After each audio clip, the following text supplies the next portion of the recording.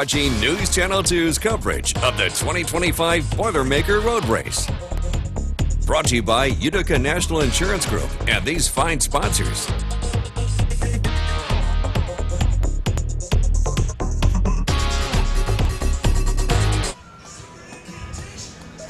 Good morning, and thanks for joining us for coverage of the best 15K in the country. I'm Kristen Copeland. And I'm Steve McMurray. This is the 48th running of the Boilermaker. More than 10,000 people in the 15K event, 4,500 in the 5K. All right, so times to watch for. Of course, our coverage beginning now. 5K starts at 7:15. The wheelchairs take off at 7:45, and top of the hour, the rest of the 15K at 8 a.m. Now, our vantage point that you see behind us is the finish line. We're down here at the FX Matt Brewery in West Utica, at the corner of Court and Varick Street. If you're not familiar with where we are, that's where we are. And but we're all over the course. 9.3 miles, and we are everywhere. Not everyone getting in front of the camera, but we have a full slate. We have the whole team working today, or at least part of this weekend. Jolene's got the day off, but, but she handled the kids' run yesterday, so we'll give her a pass on that. But when you talk about the starting line, which is down on Earl C. Reed Way, Culver Ave, Dwyer Ave, down in there, we've got Keith Hunt, the legendary Keith Hunt, also Eric Gage, Thomas Tallerino, and Scott Kinville's back to Before they get on the media truck, we're going to check in with them. We have Kirk Tupai riding backwards on a motorcycle to get the elite footage for us.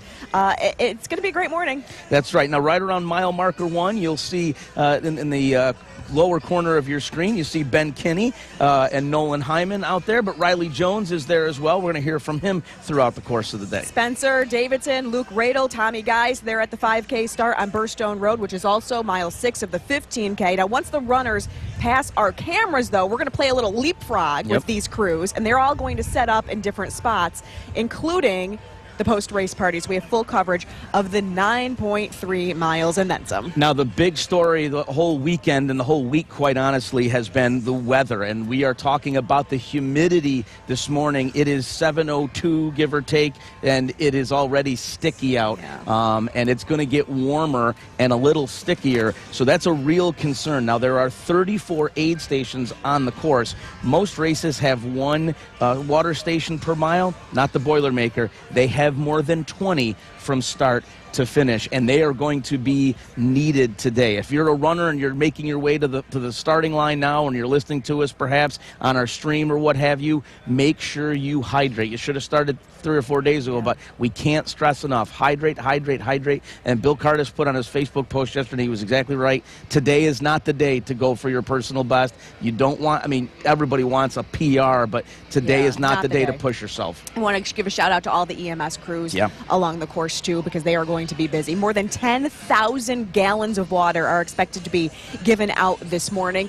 We want to check in with our meteorologist, Eric Gage. He's at the start line to talk more about the conditions ahead of this year's Boilermaker. Eric, good morning.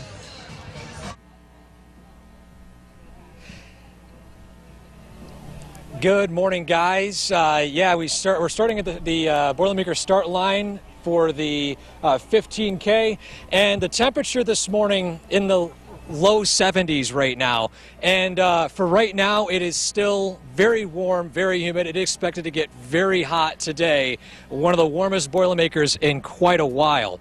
So let's start out with a few of the things here. So again, the temperature right now is starting at the low 70s.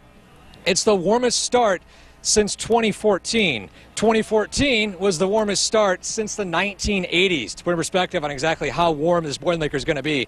And again, it's not just the heat, it's that humidity. It's going to be a feels-like temperature in the upper 80s, potentially near 90s, closer to the early afternoon.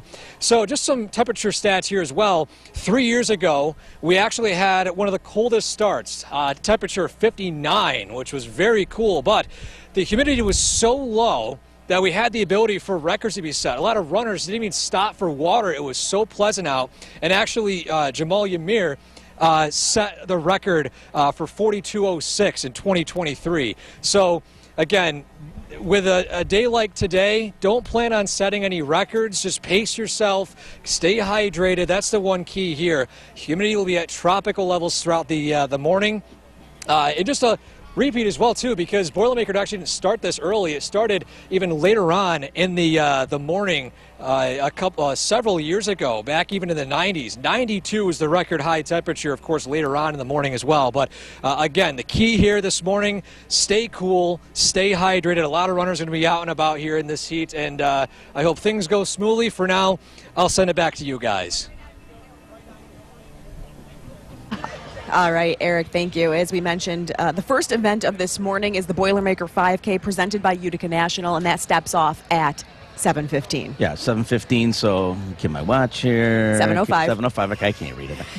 Right. We have clocks all around us to monitor these times. But I can't read any of them.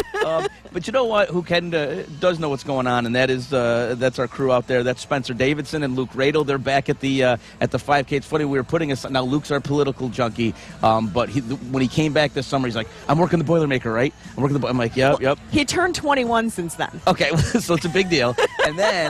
And then he goes, "Where am I going to be?" I said, "Well, you'll be at the 5K start with Spencer." He goes, "Let's go." I'm like, "All right, so let's go." Spencer, Luke, take it away. Yeah, guys, thank you. And Luke, I was excited to be with you again for a second straight year as well. We are now 8 minutes and 43 seconds away from the start of the 5K, which is the start of Boilermaker Sunday here on Burstone Road. We're just past mile marker 6 of the 15K, and in just a few minutes from now, there's going to be about 5,000 runners that come across the starting line. Luke, you went through this last year. It was your first time around. We talked about it a little bit on our Facebook Live on the WKTV Sports Facebook page, but just kind of what are you looking forward to this year now that you've kind of had a year under your belt? Yeah, it's always exciting to be at the Boilermaker. It's such a community event. You see so many people that you know along the way, along the course, or that are volunteering. There's so many volunteers here to help out. We saw the Sheriff, Rob Mashel, was here earlier. It's a great event for the community to come out and support, and especially for people who maybe aren't as equipped to run a 15K, the 5K. Like I said last year, it's like the appetizer, right before the main course. If you want to train up, you can do that. We're going to step out of the way, though, because Olivia King is starting the national anthem. Let's step out of the way, and then we get started here at the 5K. What's so proudly we hailed at the twilight's last gleaming, whose broad stripes and bright stars through the perilous fight o'er the ramparts we watched, were so gallantly streaming, and the rockets regular, the bombs bursting in air, gave proof through the night that our flag was still there. Oh, say does that star-spangled banner yet wave o'er the land of the free and the home of the brave?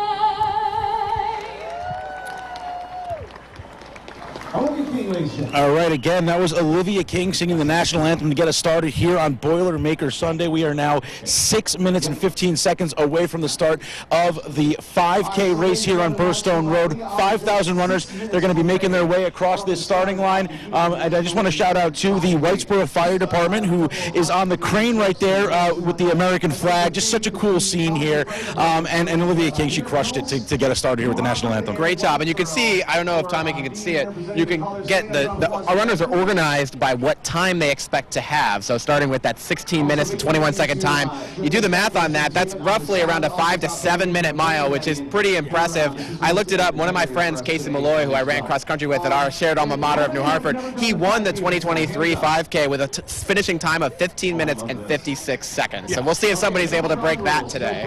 Yeah, I mean, you know what? The conditions aren't too bad right now. It still feels pretty refreshing out here at this point, so we could maybe see a 5K 5K record.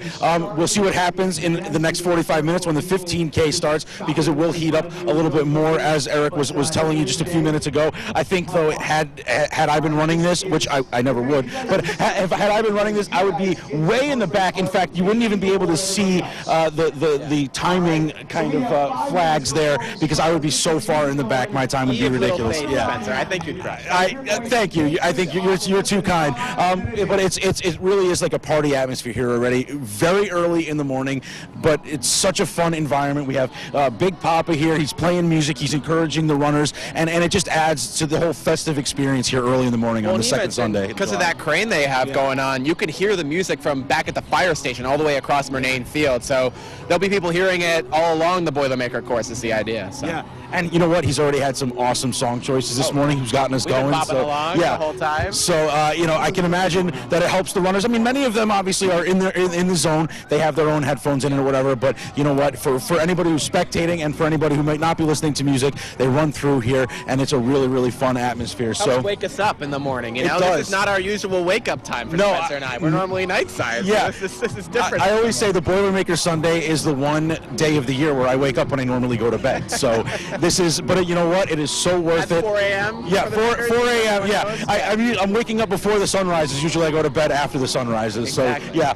but we are now 3 minutes and 45 seconds away from the start of the 5K here, and it's a really nice breeze. The breeze is actually coming. It feels like it's coming, right at the runners' backs. Actually, we're feeling it coming from our backs right now. So that should be helpful, especially because the sun beats down on that bridge pretty hard. Yeah. Well, that's the thing too, is that this spot especially, there's no shade, there's no cover. You're right in the open. The sun's beating down on you. So, especially having the cloud cover at this point really will help. Also, you got to think about the fact that, that when the runners come from the 15K, they have to go uphill a little bit through Valley View. They come downhill. So you're on a decline here coming through Burstone Road. But then when you get past Burstone Road, you're on a slight incline again before you start to make the turn onto, Campion, and then you go down towards where the finish line is, and then obviously that's downhill. So 3 minutes away, you hear Big Papa counting down the runners here. About 5,000 strong, 5K sold out, 15K sold out. This is just, another year of Boilermaker greatness here in Utica. Community coming out to support too. We see supporters all the way along here. That's what makes this race so different from others. So we're going to step off the course, I think, as everybody's getting ready to go in these moments. But I will say about the slight incline, that was almost brutal for me when I was doing cross country. That was more brutal than like a straight uphill, because you do have some courses like that, but that slight incline, for as long as it goes, you start feeling it in the back of your calves. Well, and because you're not like expecting it too, because if it's an obvious incline, you're like prepared for it maybe, but on a slight incline or whatever, you feel it in the calves, you feel it in the hamstrings, but But luckily for these folks, they get that out of the way bright and early. They're early in the race with all their energy. Hopefully they've been training up and getting themselves ready for this. Yeah, and you know what? This was obviously a later edition. We've been through 48 years of the 15K. The 5K added a little bit later on, but it adds the option for thousands more runners to become a part of Boilermaker Sunday. And you know what? For them, if you're of age, of course, you get to the post-race party, to the beer early. Nothing wrong with that, right? Exactly. Of course, you have to be of age, which is why I'm so grateful for 21 now. 21 years of age. He will be breaking in at the post-race party on some Weekend Warrior, the low-alcohol beer. That's right. Yep, and especially on a day like today, we are now 90 seconds away from the Boilermaker 5K start here on Burstone Road. Boilermaker 48 people here, runners from 48 states, as well as dozens of countries around the world. I know Kristen was trying to get folks to show up from those remaining 2 states. I don't know if they've made it here today, but as far as we know, 48 states, Boilermaker 48, pretty exciting stuff. Absolutely, and you see the runners are starting to shake out their legs and get themselves ready here as we are now approaching 1 minute away from the start of the Boilermaker 5K, kicking off the festivities here on the second Sunday in July. As Luke mentioned, the 48th Boilermaker weekend, Boilermaker Sunday, and it is 5,000 runners. And we have some spectators here. Would you guys mind just stepping back just a little bit so we can see the runners here on the camera? Thank you very much. As you can see, the community comes out to really support these runners, lining the streets all the way up and down the course. 30 seconds away now from the 5K start. 30 seconds. You can see the runners are warming themselves up. I saw Father Joe Salerno, the former pastor extraordinaire of Mary Mother of Our Savior Parish, doing the blessing of the feet. So they'll go with God today, Spencer, and that's the goal. We are 15 seconds away now. Feels like New Year's. It does feel like New Year. Should we count? I won't count them, but here we go. 10. 9. Big Papa's got that hand on it. 6. 5. 4. Here we go. 3. 2. 1.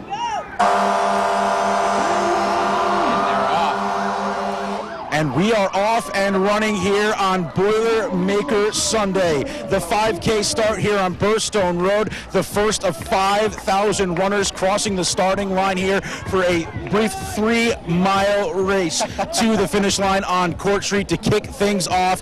The 15K starts off in about 45 minutes from now at 8 a.m. But these runners here participating in the 5K, being a part of the 48th Boilermaker Sunday. The first event of the weekend, the Boilermaker weekend is officially kicked off. The first race of the weekend is officially kicked off. Absolutely, and we've got a sea of runners here, and this is what's going to happen is you'll see all these people running through here over the next, I would say, 10 minutes or so as they filter through, and then you're going to have a little bit of a lull, and then when the 15K starts, you'll start to see another wave of runners come in here as they come through what would be just past mile marker 6 of the 15K. But here we go. We have the thick of the runners here now running by our cameras, waving. Everybody in a good mood right now, but I guess we'll see how much they're smiling in a few minutes as they make their way to the start line. Luckily, though, conditions still pretty refreshing here, Luke, but it's starting to feel like it's heating up a little bit. It's going to heat up. Once those clouds clear up, the sun's going to peek through, and it's really going to beat down on that bridge. I will say Big Papa said it takes about a song and a half to get all the runners through the 5K start line. So we got a Moves Like Jagger we got to get through, and then one more song after that. I wonder what it's going to be, but then after that, folks should clear out, and the 5K will be on their way to you guys at the finish line, Kristen and Steve. There's my AP US history teacher, Mr. Parker. We saw him last year as well. I was there as well. Running with his wife and his son. So exciting. So we have about, I would say again, another, like Luke said, maybe another song or two as the runners filter through here in the 5K. But we are now underway here on Boilermaker Sunday. There we go. We've already got our first costume of the day running by. Very patriotic. We salute you, sir. Oh, there's meteorologist Jill Reel. She's the real deal. Let's see if we can get her on the camera. That's the real deal. She's she's in the pink over there in the middle. But yeah, Syracuse runner right there. oh yeah, look at that. So we have the 5K start has gotten us underway here on Boilermaker Sunday, and for now we'll send it back to the finish line to Kristen and Steve as we get set now for the next crop, which is the 15K coming up in just under 45 minutes from now. All right, guys, thank you so much. Great coverage from the start line at the 5K this morning. Loving the energy here. You know, there's a breeze down here at the finish line, and I'm told a slight breeze up at the start. So hopefully the humidity won't play that big of a role in terms of health concerns. Yeah, it's a little overcast, which is perfect for the runners. We were talking before that it doesn't seem to rain on Boilermaker Sunday, at least during the race, but I think the runners wouldn't mind a little sprinkle here or there. We were talking about the runners need to be hydrated. Spencer and Luke just filled about 13 minutes there, so hopefully they have some water down there too. And that brings up a point. We're talking about the runners, making sure the runners are hydrated. Spectators, maybe you're watching this before you take your spot along the course. Spectators need to be careful too and be hydrated and sunscreen and whatnot, because you're going to be sitting in one place or standing in one place for for a long time. It's sticky out, folks. It's humid. It's going to get warmer. We're going to eclipse 80 degrees, Eric said, during the race time. So that's relatively unheard of. There's been years you and I have been down here in a windbreaker, right, but not this year. So again, everybody be hydrated, be safe. This is not the year to go for your personal best, because it's just the conditions aren't favorable. They're favorable for watching, but not for running. What's the new shirt? Clapping is my cardio. We're in this just as much as they are. But in terms of, you talked about the sunscreen, that's very important. I was making sure my daughter had that on before she started her race. But also, coming into the expo, we were still talking about the fact that they had I don't even know what you would call them, but these openings in the 5K. Yes, the 5K reached its cap of 4,500, Yep. but they leave this like certain number if anyone wants to drop down from the 15K, and that needed to happen at the expo on Friday or Saturday. So we won't know until probably tomorrow morning, okay, how many people were lined up at the start, how many people finished the race, how many people dropped down from the 15K to the 5K. So these are numbers that we'll have post-race, but I'd be interested to see just because of the humidity that was in the forecast. Yeah, and yesterday was really sticky, and then we got at least at the Valley, got poured on something fierce.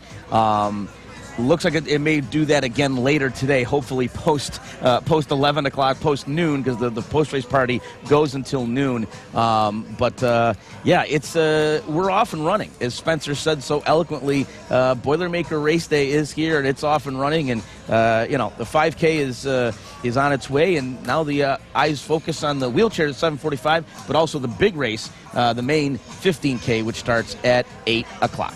All right, so best time last year in the 5K was 15 minutes, 38 seconds. So we are starting our clocks. We're going to start watching for our finishers. Yep, absolutely. So where are we going next? We're going to go talk to Jason and Nate, or are we going to take a break now? Waiting for direction on that. We're going to take a quick break. We're going to set things up, and we're, again, watching here at the finish line for the 5K finishers. Thanks for watching News Channel 2's coverage of the best 15K in the country.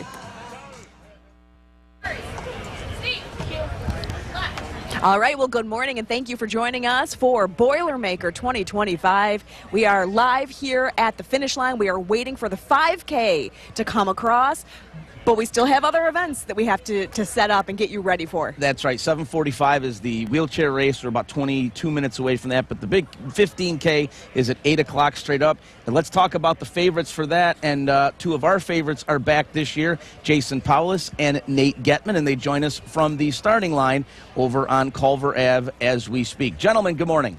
Well, good morning, Steve and Kristen, alongside Nate Getman.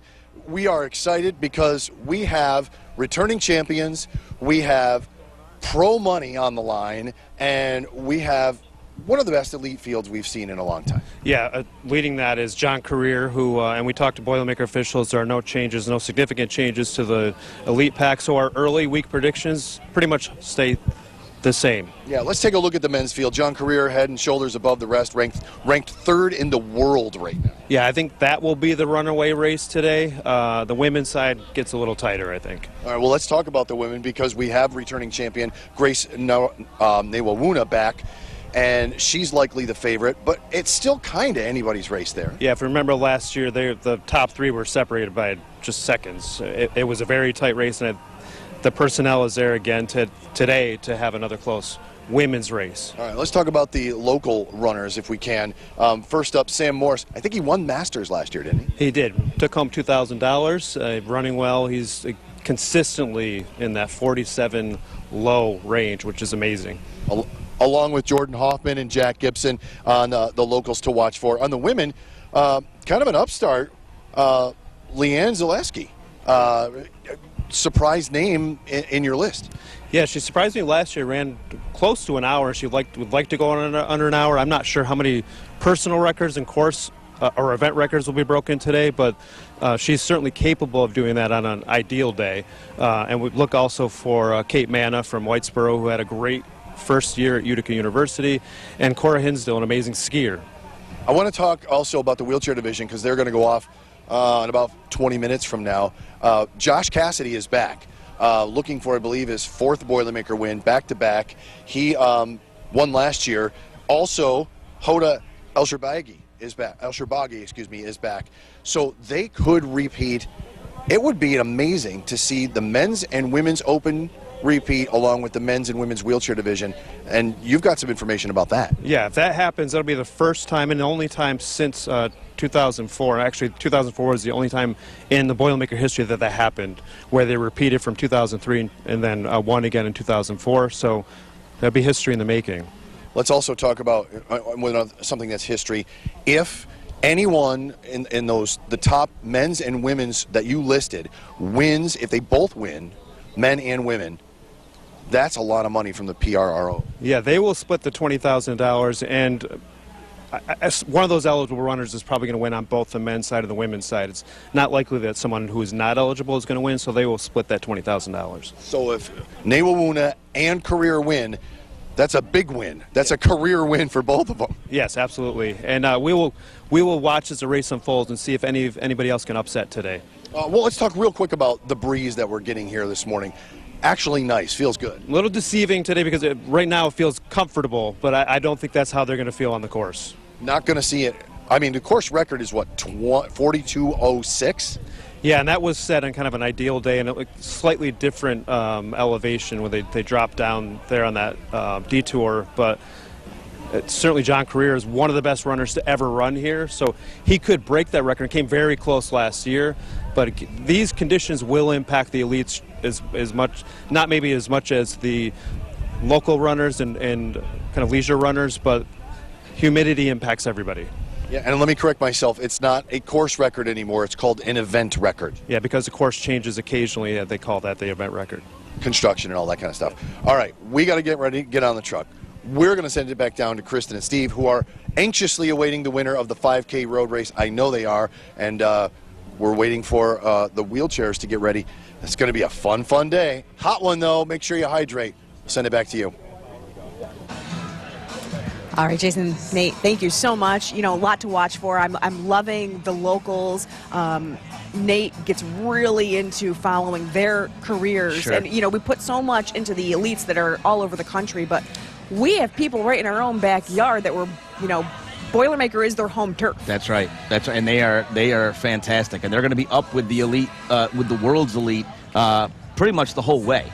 And it's nothing short of awe-inspiring when you see the elite runners and then some of our local folks right there neck and neck with them. It's awesome. Well, Jolene always says, I mean, what other professional sport is there that just anybody can play with the pro athletes? That's true. And this is it. Fantastic analogy. She's exactly right. Did you hear that, Jolene? I said you're exactly right.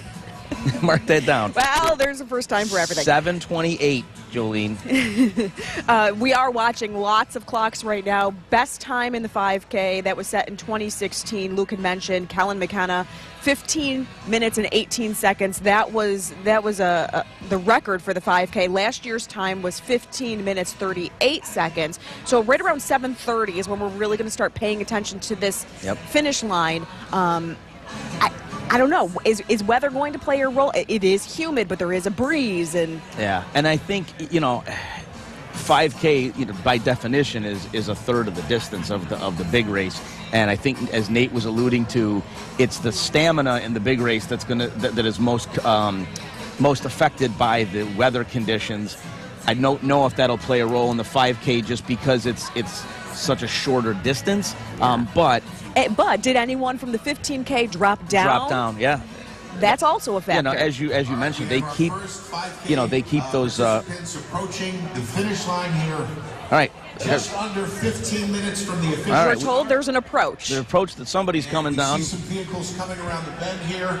As we see runners approach, please give them a warm There's the Utica PD motorcycle out front, and there's a lead truck that's making its way off the course, which means the 5K folks can't be far behind. You see the finish line tape going up. That's Ella Pulaski from Utica National and her son Max that are doing the honors this morning of holding the finish tape, and we'll see. Here we go. See who's it's our first runner. I can't make out the number, but what did you say? 15:18 was the record. 15:18 was the record. Right. 15:38 last year. Okay. We just got past 15:38. Approaches the final stretch here. Not close. Smoking the competition. Yeah, he is. That's Jeff Manaski. You hear as the PA in our microphones. Don't see any. It's almost like it's his own race. It's his own race. Sometimes when there's this big of a lead, they want to make sure that the gentleman didn't start halfway through. Of Somerville. Somebody from Somerville coming across. Crown in this year's 5K race. Wow. We have another runner coming down around the corner here. I think his winning time was about 16:08, 16:09.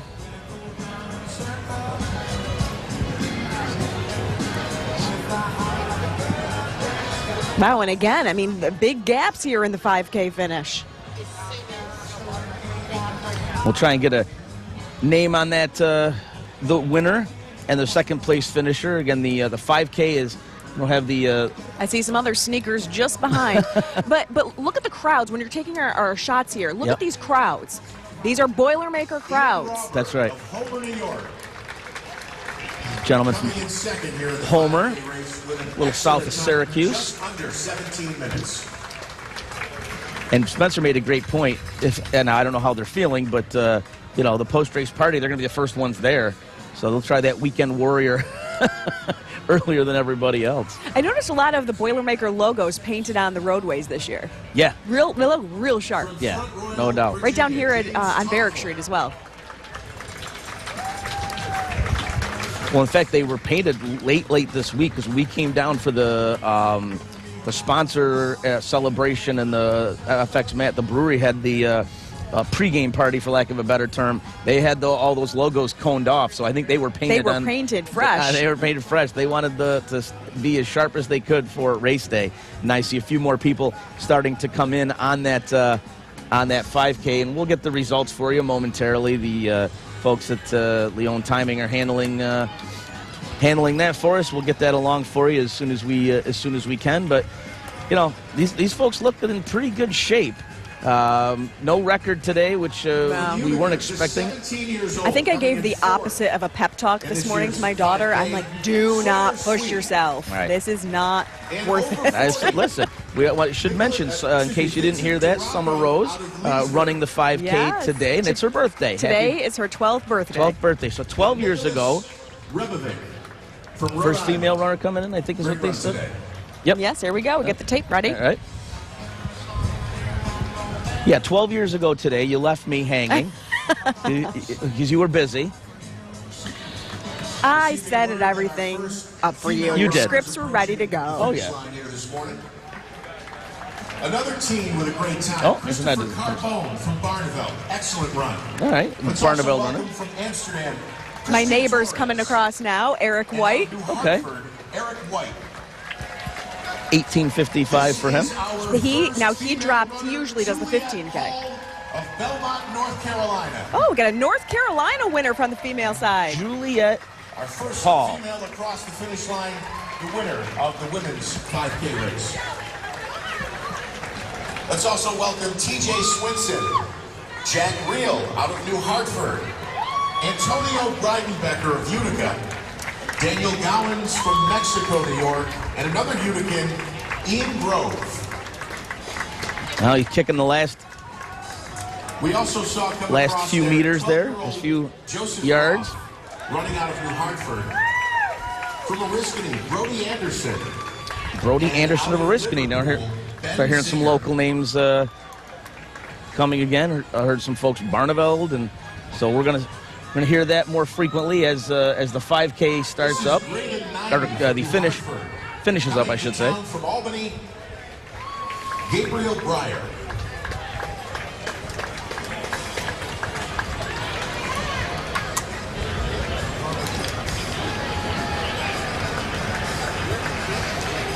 This is Devin. If you're just joining us, this is the Boilermaker Road Race here on News Channel 2. Steve McMurray along with Kristen Copeland and the rest of the News Channel 2 team. You'll meet throughout the course of the day. This is Boilermaker number 48. You are seeing finishers in this morning's 5K.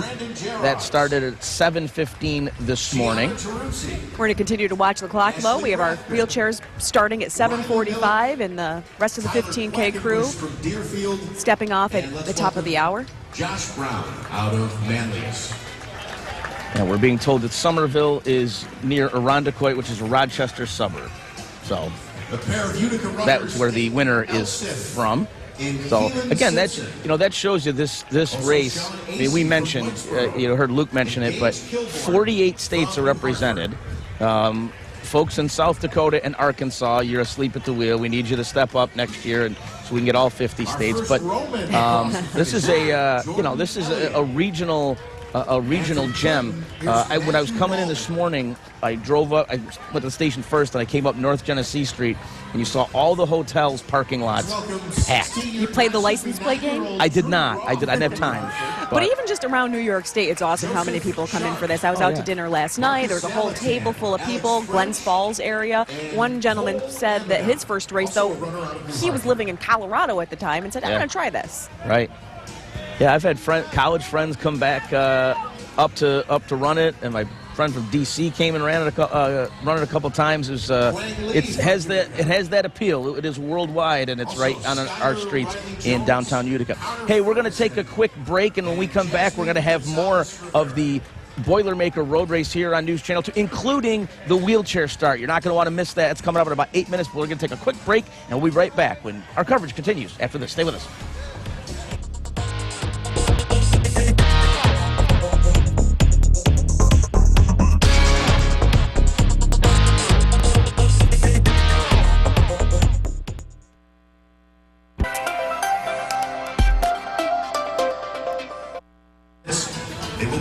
And welcome back to News Channel 2's coverage of the Boilermaker Road Race. I'm Steve McMurray along with Kristen Copeland and the rest of the News Channel 2 team. We have the results for you as promised. You're looking at the 5K finishers in your screen right now. Our winner was Brandon Moran, 27 years old from Somerville, Massachusetts. Not Somerville, New York, Somerville, Massachusetts. 16:06 was his winning time.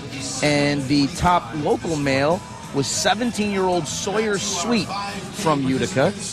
18:09 was his time. And the top woman, as we mentioned, Juliet Hall of Belmont, North Carolina. These are 5 and 6 minute miles that they were doing, which is very impressive. This is, you know, I love seeing all of these local names, but you talk about Massachusetts. Outside of New York State, Massachusetts is the most represented state in the Boilermaker. Yeah, 456 runners, give or take. Yeah, that's, and I think, like I was mentioning about the hotels, like all those folks came up. They didn't drive. Unlikely they drove in this morning, yeah, it's funny because it's sort of become old hat to us. You know, we've been doing this. I think this is 25 or 26 for me, but it's still just amazing to see all the folks just putting their hearts out into it, and it's just awesome. Want to mention Phil Trzynski, assistant or deputy chief for UFD, head of the Tunnel to Towers local branch. He just crossed the finish line a few minutes ago, so give a shout out to him. You're gonna see a lot of local folks coming across now.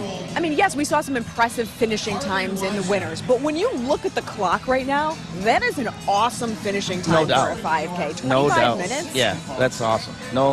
That's so awesome. Hey, let's check in the wheelchair race. Is just a couple minutes away. That's at the starting line, which is on Culver Ave, Earl C. Reed Way, and our own Eric Gage, and I think Thomas Tallerino's down there as well. Gentlemen.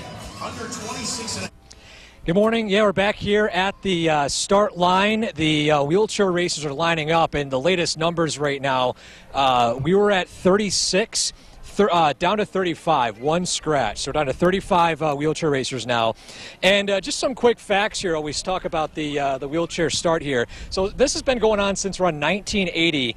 This wheelchair section has taken place with 5 wheelchair athletes originally. So going up from 5 to 36, even with 2018 having 46, that's quite a large jump up too as well. So again, one of the major events here that's taking place here in the Boilermaker start. So. Yeah, quite a jump. You know, in 2004, the Elite Athlete Program was created, you know, where the elite wheelchair athletes come to race and act as ambassadors for the sport. And they speak to senior citizens as well, nursing home residents, and local businesses to help promote the mission of raising public awareness for people with disabilities. So great cause. Yeah, great cause, and it's one of the great things about this race too. It brings people from all corners of the country together, regardless of even if you can't run. Well, these are some of the best athletes. Way better than anyone that I can know. So again, when it comes to wheelchair racing, these are some of the best in the world here. So just another thing about this too. So in 1998, the committee began its hallmark event, which is the Wheelchair Challenge, something that we've been talking about recently. It's an initiative to support or promote health and well-being for individuals with different abilities, providing them the opportunity to race in this best 15K event in the country here. And you want to talk a little bit about the amount of racers that competed in this so far? Yeah, so through 2024 race, there's been 36 racing wheelchairs that are awarded Challenger finishers. This year, the Challenger is Juan Pablo from Ontario, Canada. You know, last year I was able to talk with Face Wallace, last year's Challenger. Just an amazing story, just an amazing cause. Seeing him cross the finish line last year, it brought so much happiness. It was such an amazing thing. So awesome to see, yeah. And again, I mean, gifting a wheelchair, which again, these are not cheap. No. These are not cheap. So this is a great thing to have to challenge for. And you can see actually behind us, a lot of the people are applauding right now as all of them are lined up behind us as the race is about to go underway in a few short minutes here. Something people look out for. So Josh Cassidy again, 2024 winner. Hoda El Grabaji, 2024 winner. We're also watching Herman Garrick, who was a 2021 winner as well. So we're going to watch for those as well. In the meantime, we're going to step aside and we're going to watch as these wheelchair racers get ready to line up in just about a few minutes from the start of the race.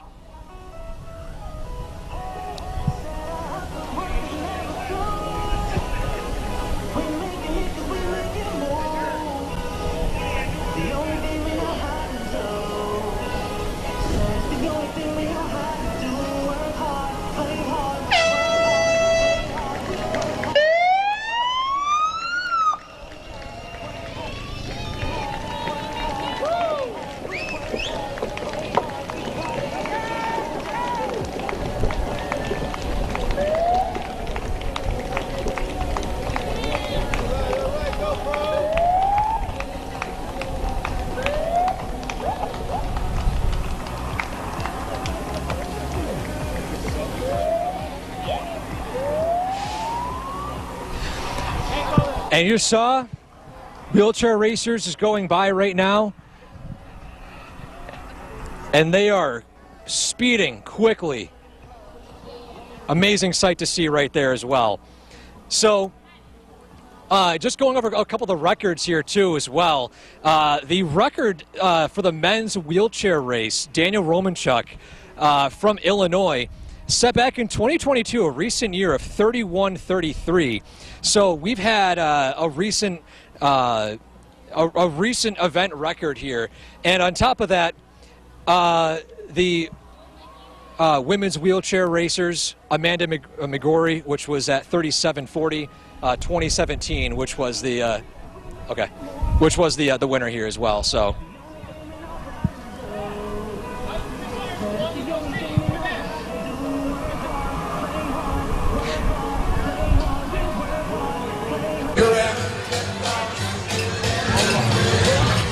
All right, thank you very much, Thomas and Eric, and we'll check in with them again in just a few minutes as the 15K is about to start in about 14 minutes from now. The shot you see now is of the 5K finishers, the massive 5K finishers. 4,500 registered, give or take? 4,500 is the cap, but they left room for 15K drop downs. Folks who want to drop down, exactly. So that's where you're going to see a mass. We've had a mass of humanity coming across here for the past several minutes, and it's going to keep going because it takes a while for 4,500 people to get off with it.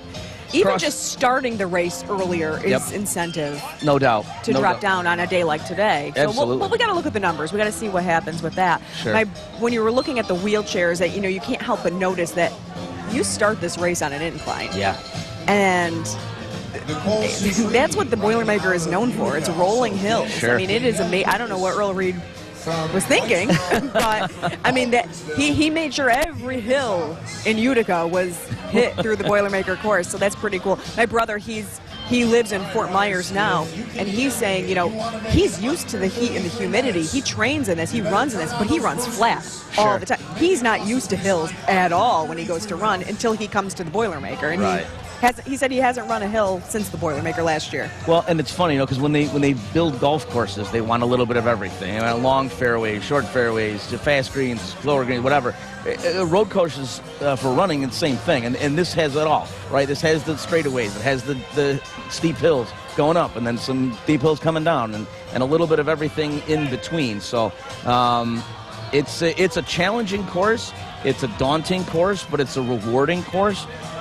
There's some wide open spots. The Burstone, when I ran it, the one time I did run it, the Burstone Road Bridge was the toughest for me, because you're not quite 6 miles in, and it's wide open, and the sun was beating down on the pavement, and it's all concrete and pavement over there. That was the toughest part, but I loved coming down the golf course. Because you're in the shade and whatnot. And when runners get talking, and when they go to races all over the country, they talk about, okay, I went to the largest 15K, but did you do the Boilermaker? Because that's the best 15K. There you go. And it's word of mouth that builds this race. And I talk about Herman Garrick in the wheelchair competition. I mean, 2021, he was the champion, but he's out there recruiting people to come here. Yeah. People that are going to be big competition for him. It's like he sets himself up to have the best competition. Yeah, no, absolutely. I want to give a shout out to Jimmy Reed. I went to high school with Jimmy. He and I ran the 800 together in track. He is still running the 5K. My running days are long behind me. So shout out to you, Jimmy, for carrying on the tradition. Excellus Blue Cross Blue Shield. I'm not sure where I have to start looking for summer. Mohawk Valley Health System. Probably around now is what I'm. I'm. Chris Ford is in my ear saying all the cameras are looking for her. Exactly. Her WKTV family's got is her all looking back. out for her. Exactly. Because as a family member, I mean, you worry. No doubt. We'll keep an eye out for her. We're about 35 minutes into the 5K, so you're going to see a lot more local folks come across. Doug Moreau used to work with us. And he's running today. I want to give him a shout out. But what we're going to do right now is we're going to take a really quick break, and then when we come back, we'll only be less than 10 minutes away from the biggest 15K in the nation, the best 15K in the nation, the Boilermaker, and the best coverage right here on News Channel 2. Stay with us.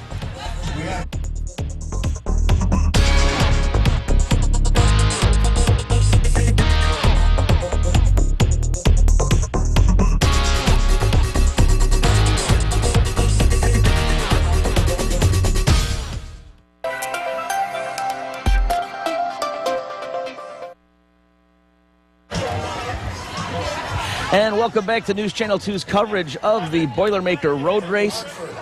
Steve McMurray along with Kristen Copeland. We're going to hear from more of the News Channel 2 team in just a minute. The 5K, that sea of humanity you see right there, are 5K finishers. Saw some familiar faces go by. Jimmy Piccola used to work for the DOT, a longtime friend of News Channel 2. We'll get the road conditions from him later. Yeah. Jill Reel just crossed. She first words out of her mouth. It is humid out there. It is humid. And if anybody knows humidity, that's Jill's background of a meteorologist. So again, 15K folks, if you're hearing us on the live stream, do not go for your personal best. Get your water. Absolutely get your water frequently. We also just got word that, EMS tents are filling up around the 2-mile mark of the 5K. Of the 5K, is where people are starting to really feel it. And, adrenaline can take you very far, but you got to be careful. There's Tina Pavlot and Ryan Pavlot. Tina beat him, just for the record, everybody. There's Christine Moylan, WKTV. Just crossed a few seconds ago. We're a little bit delayed where our vantage point is. But now, this is a pack. It is. The pack that we are seeing is really concentrated, and I got to give a shout out to the finish line crew, because you cross the finish line, you're ready to stop. You're ready to power down. You got to keep going. Got to keep going. Otherwise, we're going to have everyone's clogged at the finish line. Exactly. So the finish line crew keeps you moving. Yep. Listen. There's a lot of folks behind the scenes. 5K and then some. That's it. A lot of folks behind the scenes of the Boilermaker that hey, there's Sam Wessing. Meteorologist Sam Wessing crossed. WKTV's. I think it was Tim Reed also. Tim Reed, I believe, just crossed. Yep. Earl Reed's brother and former race president. Director. Yep.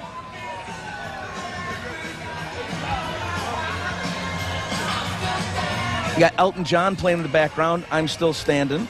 You say Elton John, my ears perked up.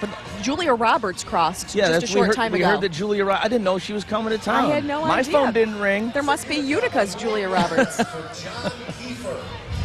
So yeah, a lot of familiar folks coming across the line, and they are going to. Michelle Spagnola. Well, her maiden name was Spagnola. Campola is her married name now. She's a Frankfurt lady. And that's is that Escarona? I can't tell. Michelle Parada just coming across the line. So Parada Nation, she's okay. It was her birthday just a few days ago. Hey, let's. The 15K is not far away, about 5 minutes away. So let's go to the lead truck. Jason Paulus and Nate Getman are there. Fellas, what's it look like down there? We're hearing it's really humid on the course. Just a sea of people down here, Steve. Nate, you were picking people out. So give everybody an idea what's John Career wearing, so that he's the guy to watch for today, and he's wearing bib number 1 today. Yeah, John Career is just under the S in the start, and his teammates are wearing the white Asics singlets with blue shorts. So those are 3 or 4 of the top runners that we'll be looking for. We talk a lot about John Career, but Wesley Kiptoo was 3rd here last year, so he knows this. He knows this course, and he runs well. The other guy we should probably watch out for is Patrick Kiprop, who won Lilac Blooms Day this year, and he won Peachtree just a couple of weeks ago. Well, almost a week and a half ago. Yeah, Kiprop is in number 4 singlet, same Asics singlet as his teammate. He's actually 2. Kiprop. I'm sorry, Kip 2. I was number 2. On your screen, he's just below the Utica Boilers. So good advertisement for the Utica Boilers. Yes, and Saranac for that matter. So we're getting ready. 57. So we got about 3 minutes till the gun goes off, and I'm getting much better. We're looking now at a sea of people. What's going through your mind with 3 minutes before the race starts, if you're in that group? You never get tired of the nerves just before the start, and then as soon as it starts, those nerves kind of go away, and then you're facing a pretty challenging course. I also want the viewers to look out for Charles Hicks. He's in that orange singlet, number 3, with the blue shorts, white singlet, and just a little bit of orange. If there's anybody that may upset that group, and he is eligible for the bonus as well. He's a solid runner. He has dual citizenship between the U.S. and Great Britain. It's funny, we're standing here watching and everyone's taking pictures, and there's almost 2 minutes before the race starts. I just saw a runner. Like, you should be in the corral right now, and someone's like, oh, I overslept. I just saw them running, getting ready to go into the race. I'm like, so they're running almost 10 miles today. So an extra 2 miles to go all the way around the block to get into that pile right there. And I say pile because there's 10,000 runners out there. Yeah, and as Vicki Townsend mentioned, that they're getting back to that pre-COVID Boilermaker vibe where it's sold, both races sold out, which is incredible, given that a lot of races across the country are losing runners, and the Boilermaker's getting them all back. So that's great to see. And it's a testament to the Boilermaker committee and the organizers. They do so much marketing outside of our area to bring people here. It was always word of mouth, but making those connections with people that are coming out of town and doing whatever it takes to make sure that everybody knows what Utica has to offer. And that goes to the elites as well. There has to be a fair amount of recruiting to get them to come to Utica too. So there's a lot of effort from the American coordinator, Dennis Johnson, and the elite coordinator, Dick Mattia, who did a great job assembling this field. Dick has been doing this forever. And every year you go, well, that's a great elite field. You asked him, how does he do it? Yeah, you have to love the sport too. You have to pay attention to who's running well, and it is something that we all look forward to seeing. It's kind of a really competitive race up front. Okay, so we are about 30 seconds away from the start of the 2025 Boilermaker Road Race. When this truck gets going, it's going to go boom. We're going to fly. And we're already starting to move. 20 seconds until the Boilermaker begins. John Career, the favorite to win this. Grace Nawawuna, she is the favorite in the women's division. We are excited 5 seconds away from the start. And here we go. The start of the Boilermaker Road Race 2025. And we won't take too much from that first mile because it's going to be a huge pack. We're pretty close to the starters now. In any given year, you may see 20 or more runners in that initial pack through the first mile. And we'll see as the race develops how quickly that thins out. Absolutely. We're hanging on because we're clipping here with the truck. It sounds like at the finish it is pretty humid.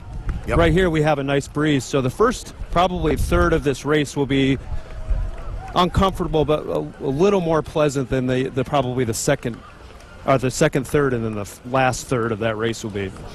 And for the start, with the sun behind the cloud a little bit, that's really an advantage, actually.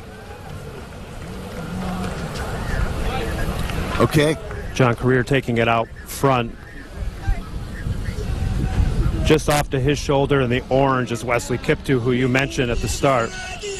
Also, Boniface Kiblot from Kenya is in that group, along with Wesley Kiptu. Boniface Kiblot as well. Yep. He was 5th here last year, 43.27. Okay. Again, he knows the course. I mean, maybe he doesn't know the course as well as, say, you or I do, but once you've run it once or twice, isn't that pretty much a good barometer for Yeah, you? and these are professionals, so they're strategizing. They're not just waking up today and seeing, I'll see what I do today. They plan this out. And if you have experience, you know when to move down Champlain Ave especially. That's really where the race, we know the race is really won and lost in the golf course where they separate, but the strategy really plays in that last 2 miles or so. Wesley Kiptu in the lead right now. Right behind him, John Career, the defending champion. Both are from Kenya, both running well.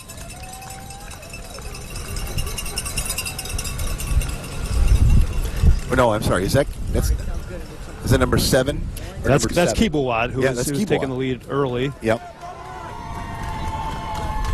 Now side by side with Career in a pack of 2, 4, 6, 8, maybe 10.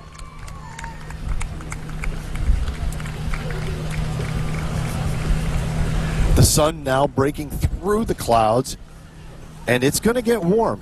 Again, the breeze feels nice, and I mean, we got a little bit of a breeze right here on the truck, but just a beautiful day. I know it's warm, and I know it's humid, and people are like, oh, this is not going to be my personal best today, which is a good thing. You see Tishomi Mekinen just off there in the lighter yellow singlet. Didn't pick him to factor really well. They're a very good marathoner. Ran a 2:11 marathon, although he's not someone I picked because his best running is probably not behind him, but he's not in the same shape Career is right now. And that's kind of how we pick our favorites, is based on how they're running over the last year. I mean, how they did here last year certainly is important, but it's more important and more significant how they performed in the last several months, and nobody's run better, like we said, than John Career. Absolutely. Okay. Interesting how everybody's moved over behind us all of a sudden. Don't you think? And that pack. Saying hi to everybody out, playing the music and DJing out here today. What's really interesting is they look like they're running a more aggressive pace in these conditions. That's not something I really expected. Kiptu is separated a bit. Certainly not enough to win the race. And we have seen almost any time that someone has taken the lead out that quickly, they don't usually win. Right. Not in the first mile for sure. We're coming up on mile number 1. See where we are time-wise. And that is a smaller pack than we're used to, too. Yeah. So that gives me an indication that, without seeing the time yet, that this is a pretty aggressive pace. We're about to hit the mile marker. Anybody keeping a time? Who's keeping a time? You are keeping time? All right, we are. And the lead runner is at mile marker 1 right now. 4:37 for our first mile. Remarkably fast for our first mile. Yeah, So in this weather. they have absolutely separated a pack of 8 or 9 or so from the rest of the field. So our winner is most likely in that pack right now. And at least 5 of them in that pack, or 4 or 5 of them, are eligible for the $20,000 bonus for the PRRO. So they've closed on Kip 2. Now that it's a pack of 8 or so runners now, some teammates.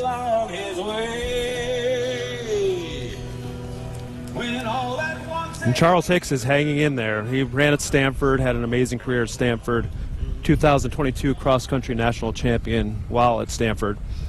Yep. Became a U.S. citizen, won the USA 10-mile champs, although he wasn't eligible yet because of his dual citizenship, but ran 45:13 for a 10-mile race. Yeah. Kip 2 has now dropped back. It looks like by a half a step, John Career, which if you're looking at our bike camera with our amazing photojournalist Kirk Tupai right now, John Career is in the lead by maybe 2 steps, running along the yellow line. Now this is where it's warm. There is no cloud. The sun is out. We're kind of losing a breeze right now. Yeah, now we're starting to feel that sun bake a bit. Kiprop is just off of John Career's shoulder. He's looking back. Yep, and there, as you said, Charles Hicks right there with them all. It's definitely a huge pack ahead so far. There is even some strategy to how you even run on this road because you can cut a little off by cutting the tangents. Yep. The course is measured from usually right down the center line. But depending on where you run in the road, you can cut a little of that off. It's certainly not cheating. It's perfectly legitimate to cut it off, but they'll move together. I was going to say, isn't it interesting how he knows this course. Obviously, he ran it last year, and they've gone through it. But they must have gone through it in the morning, so they know where the shady spots are. They're moving to find any little bit of advantage that they can. You move to the inside of the turn, that kind of thing. And John Career was, before he won it last year, came up short a few years before that, and he's learned a little bit from that disappointment. So he probably will not leave anything to chance. So it's Career and Kiprop. Kiprop's coming off a win at Lilac Bloomsday. We're coming up. We want to get you over to News Channel 2's Ben Kenny, who's down near the mile 1 marker, where your Weekend Warrior runners are coming through. Ben. Hey, Jason. Yeah, a lot of Weekend Warrior runners coming through, and in fact, this is my 3rd Boilermaker. Just looking at the packs coming over the hill, there's a remarkable difference. You can see just how much it's grown in the last 2 years since my first one in 2023. So it's definitely a lot more people, and you can tell. I'm seeing running clubs from all over, and seeing one from Staten Island passing me right now. A number of Utica University shirts, Colgate as well. So a lot of folks making their way through, and a lot of folks taking their time, trying to pace themselves. This is the part where it's, in and out of the shade, especially as you come over the Culver Ave Hill near Proctor Park. You kind of get some shade, some breaks of the shade, but you also get some spots in the sun. I can tell you from standing in the sun right now, it is humid and it is going to be hot. So when they get over to spots like Burstone Road where it's 0 shade whatsoever, it's not going to be fun for them. So it's definitely important to pace yourselves and take advantage of those water stations as well. For now, we're going to send it back over to the front of the pack with Jason and Nate. Take it away, guys. Ben, thanks very much. So right now, it's still John Career and Wesley Kiptu, or is it Patrick Kiprop? I think it's Kiprop. Kiprop is just behind him, and I wanted to talk about 2 people who have kind of appeared in that pack. Well, they were there all along, but I couldn't see them. Was Hillary Kipketch, who was 4th at Peachtree. Oh. He's ranked number 27th in the world. And just there is a runner from Ghana, Mpansa, who is really more of a track runner. So if he's anywhere in the mix down the stretch, that gives him an advantage in terms of speed, but this course, especially the golf course, can never talk about it enough. It will definitely, I would guess, would neutralize him here. So the 2 mile marker was that mile was 4:33. Again, pretty fast. Yeah, for they're this kind of day. running remarkably fast. So my thoughts about the event records not being in jeopardy today, kind of out the window right might now. be But throwing it out, yeah. we'll see what happens again in the next few miles. But those 2 miles, I can't remember them going through those that aggressively. That's why we have an unusually small pack at this point. All right, we're on the Parkway right now. As you can see, we're shaded. There's a little bit of a breeze here. It's nice. This is a great break for not just the lead runners, but for any runner for that matter. Yeah, absolutely. You got to take advantage of that. Take advantage of the water that's out here. And that's something we will watch, Jason and I will watch to see whether these elite runners are going to take water and where they take water. What's that? I'm sorry? We're going to check to see where they take water. Yeah, they have not taken water yet, as far as I have seen.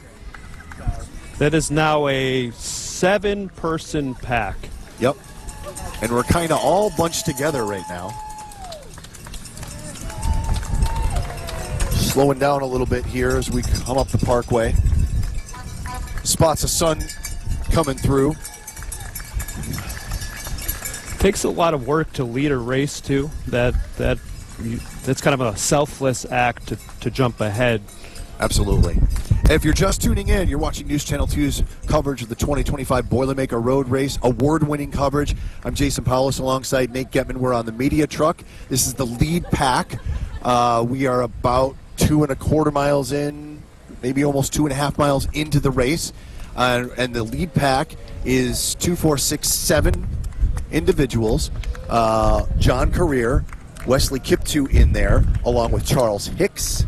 And it's Bonfasa Kibawat, who is just off there in the lead in the orange singlet. He's the elder statesman of this group at 32 years old from Kenya. Yeah, and he hasn't raced much this season. So, like I said, when we were thinking about what body of work have they done in the last few months, he hasn't done a lot, so it's hard to know how he will race here today. Absolutely. While you're watching this, too, by the way, I have to mention that what's going on here? John Career's kind of moving off the wrong way. He's not off the road, but he needs to be over with the rest of us. Bring him over if he here. Cuts back in. So I just wanted, if you're watching at home, we're coming up. We are 2.5 miles in, and they're still coming across the start line. That's how long this field is right now. Oh, we brought him back. See, we did our job here. India's standing here with the Boilermaker. We're all waving. Come on back, everybody. All right, we're making the turn now. And it's hard to know whether that was a conscious decision for him to do, a race strategy, or just not being alert at the time. But we know that he knows the course. Oh, absolutely. All right, so we've just made the turn onto Valley View Road. And the funny part about this is when I trained for this race, and I am so less than an average Joe when it comes to running because I haven't done it in so long, but I always found this is a hard turn because it's uphill for quite a ways before you get to the golf course. And then you think, oh, I've made it. And then you get to the golf course, you say, I have made nothing. Absolutely. Yeah, I think if you've driven it, you're aware that it's slightly uphill, but there's no comparing that to trying to run it or walk this. It's significant. It's a significant incline. All right, and you're right. You're rewarded when you finish this incline by a bunch of other hills, and that is one of the tougher parts of the course. But then when you come out of the golf course, that's usually the fastest mile for the elite runners. Oh yeah. You could see well under. Well, I don't want to say well under, but you could see under 4:30 when you come in that particular mile. Leanne Zaleski told me that that's her favorite part of the course, too, is coming out of the golf course, and that was her fastest mile last year. She said she looked down at her watch and I think saw herself going into the low 5-minute range for a little while. We just passed a bunch of witches. Yep, so 452? 449. 449 for that last mile. So they're slowing down a little bit, which is expected because it is hot. And I think we're losing our breeze here. Yeah, the air does feel a little stale right now. Hang on. We're going over the speed bumps. They got to run over those speed bumps, too. Kipketch would be the spoiler in terms of the bonus because he is not eligible for the bonus. The super bonus, anyway. Right. So we still have John Career in this group. So, by the way, we just crossed the 3-mile marker, and we just had the last person cross the start line. 3 miles long of runners. Good news for the Boilermaker. Great news for the Boilermaker. The Boilermaker, not that they ever left, but it's back. It's back and doing wonderfully in terms of whatever it is. So we're coming up on the turn into the golf course. And that's the experience And at the end, too. Like, I've been now we're picking up speed a little bit, and there is a little bit of a breeze, not just because we're going faster. So we're turning right now, and as we go, this is where you're going to start to see probably, I would bet, about 4 or 5 separate. Yeah, the biggest surprise to me right now is Mpansa, number 22, and the all orange. Just because he is, I mentioned earlier, a really good track runner. Yeah. And track speed doesn't always translate well to this course. That's why our marathoners seem to do best here, because it is a challenging course. Okay, they're coming up on water here. Let's see if they take it. If anyone takes water. Just one runner taking water, 2 runners, and that's it. Bias Mbasa, who is an American who finished 8th here last year. He's ranked number 54 in the world, 3rd at Boulder, 3rd at the U.S. 10-mile championship, too. So a competitive runner in his own right. And he and Charles Hicks give the U.S. the best shot here. So we have 2 Americans in that pack. And Hillary Kipkoech from Kenya also took water there. But interesting, John Career hasn't taken water yet, and we are, 3 miles and change into the race? Yeah, they all look smooth. I can't see anybody's form breaking down. So from a mechanical standpoint, they all look like they're running strong.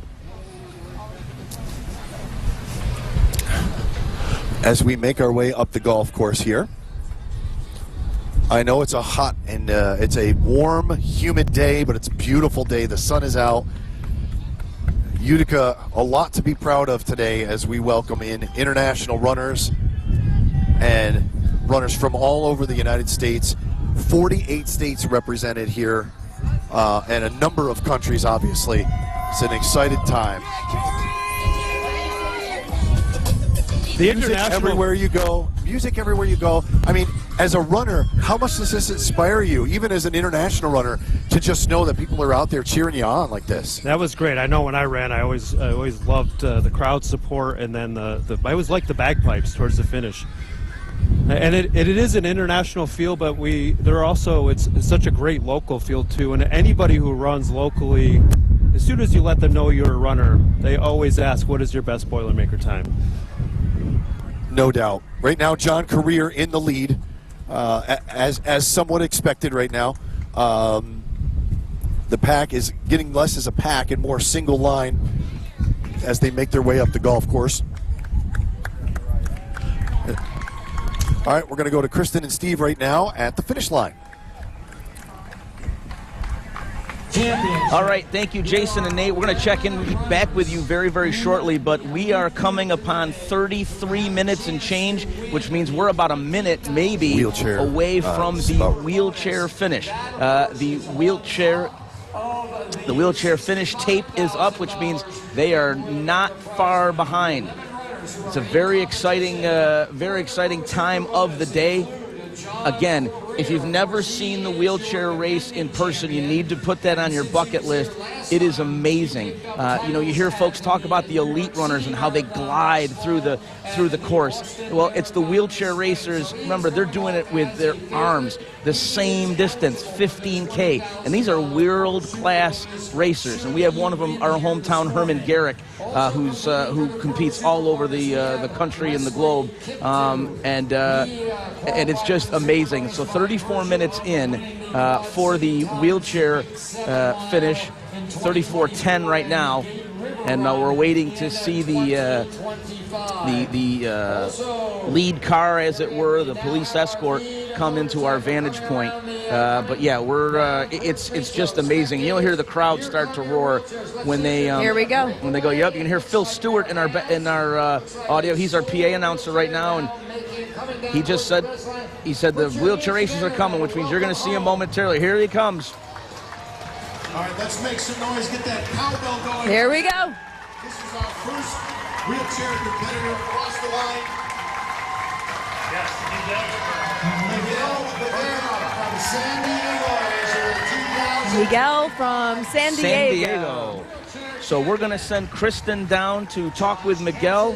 Want to thank Lisa Roback and Gary Roback Jr. now coordinating the wheelchair competition. Kristen's going to go interview Miguel in just a couple minutes. Also want to make a real quick note. Summer Rose Walsh and her friends crossed the finish line. And so we are glad that Mama sitting next to me is glad that she crossed the finish line in good spirits, as we mentioned. It's Summer's birthday today, so good birthday present for her. She finished the 5K with her friends, as did a lot of folks, your friends and neighbors, and across the... Great job, Herman. There he is. On the podium in the wheelchair competition, Utica's own Herman Garrett. And continuing to outline these... Was that Herman Garrett just went by? We're now well past the 7-mile mark. Once again, we'll be expecting... We'll check that out. So 35:55 is the time now. We didn't get a record today, but we didn't think we'd get records just with how humid it was and how hot it was. But we're glad to see that they are still moving at a... Let's check in on our elite pack if we can with Nate and Jason. They are on the lead truck, and want to thank Kirk Tupai, who's giving you those pictures. Okay, guys, thanks so much. We are following 3 leaders right now. John Career, and who else? I can't see. We have Hillary Kipkatch and Patrick Kiprop, who are the 3, and then Charles Hicks is not just behind. They've separated a little bit. Yep. He's not quite out of it yet, but it looks like our race is going to be down to these 3. Down to these 3. They made the move on the way down through the golf course. What was the last mile time, India? The last mile time was 4:50. 4:50. So they're slowing down a little bit, which is understandable. They started quite fast. Do you think they started fast due to adrenaline, excitement, and realized, hey, we got to kind of pace ourselves here? You're going to have to talk to them after the race to see if there was a strategy there, because they're usually a little more controlled than that, and that was an aggressive first move, but it did work to weed out a lot of maybe the non-contenders, although when we're talking about the elites, they're all significantly talented runners, but now we're down to 3, really 4 maybe. Maybe 4. That have a shot here. This is a nice little downhill. It's shaded, which is good because, again, the air is heavier than when we started, in my opinion, anyway. So the first 2 miles were remarkably coming up quick. on 5. And then they seem to slow down going into the golf course, and this is usually the fastest mile on the course, so we'll see what they hit for 4 to 5. Be interesting. We just passed the 5-mile mark. They are about to hit the 5-mile mark. We'll see how much quicker this mile is. All 3 of them. 4:09, so definitely slowing down. All right, actually your fastest of the day. That is very fast. That kind of makes up for the last mile, the uphill. Crowds are starting to pick up a little bit here as we get closer to Burstone Road. That's a lot of water. Have you ever had the chance to just look at all the water they have stacked up? Like, because when you're running, you don't get to see any of that. Yeah, it's impressive, the number of volunteers that are out here. And today, more than probably any day in Boilermaker history, water is very important. I'm looking at the 3 of them, looking for any signs that they're laboring, and it doesn't look like. They all look pretty strong right now. Yeah, no. And Charles, they've all taken water at some point. So you wonder, is that all they're going to do? Are they done? Did they just need a little drink and they're going? And I haven't seen any of them dump water on themselves, so that is sweat. They are drenched in sweat. All right, Kristen is standing by at the finish line, I believe, with our wheelchair champion. If she wins here, we'll take home 20. All right, Jason, thank you. Miguel Vergara from San Diego, right? Winning the Boilermaker Road Race. This is only his 2nd time on Utica's course. He came a couple of years ago, and the first comment you made was, what about those hills? It's a hilly course. It's a hilly course. So we're in a road race series, and I did Peachtree last week, so I was ready for the hills, but this one takes the cake. This is A lot of climbing. Is this the last event in that series? It is, yeah. So I think with my result, I just won the Triple Crown series, which, yeah. Hey, Miguel, that's awesome. That's awesome. How was the weather, heat, humidity? Perfect. Yeah. So I'm pretty used to the heat. This was nothing. I even went to school in Arizona, so the heat doesn't bother me. I was worried about the humidity and then possible rain, but perfect. Do you know your time? No, I see 38, but I think that might be the legs time. Do you know his time? 34:50. That's solid. That's not bad at all. I was gonna say you're a little disappointed in the beginning. I didn't feel great out the block, so I kind of used the first 2 miles to warm up, and then I really kicked it into gear after that. But I think we could have hit a good time if I felt better at the start. How did you end up here at the Boilermaker? Other than the series, I mean, did you get word a couple years ago? I mean, you're wheelchair racers here. World renowned. Like, you have Herman Garrick, you have Jason Robinson. You've had some really good wheelchair racers come out of here, and I race them. I see them, so they're all we all talk to each other. You know your competition. Exactly. Miguel, congratulations, the winner of the Boilermaker Road Race Wheelchair Division.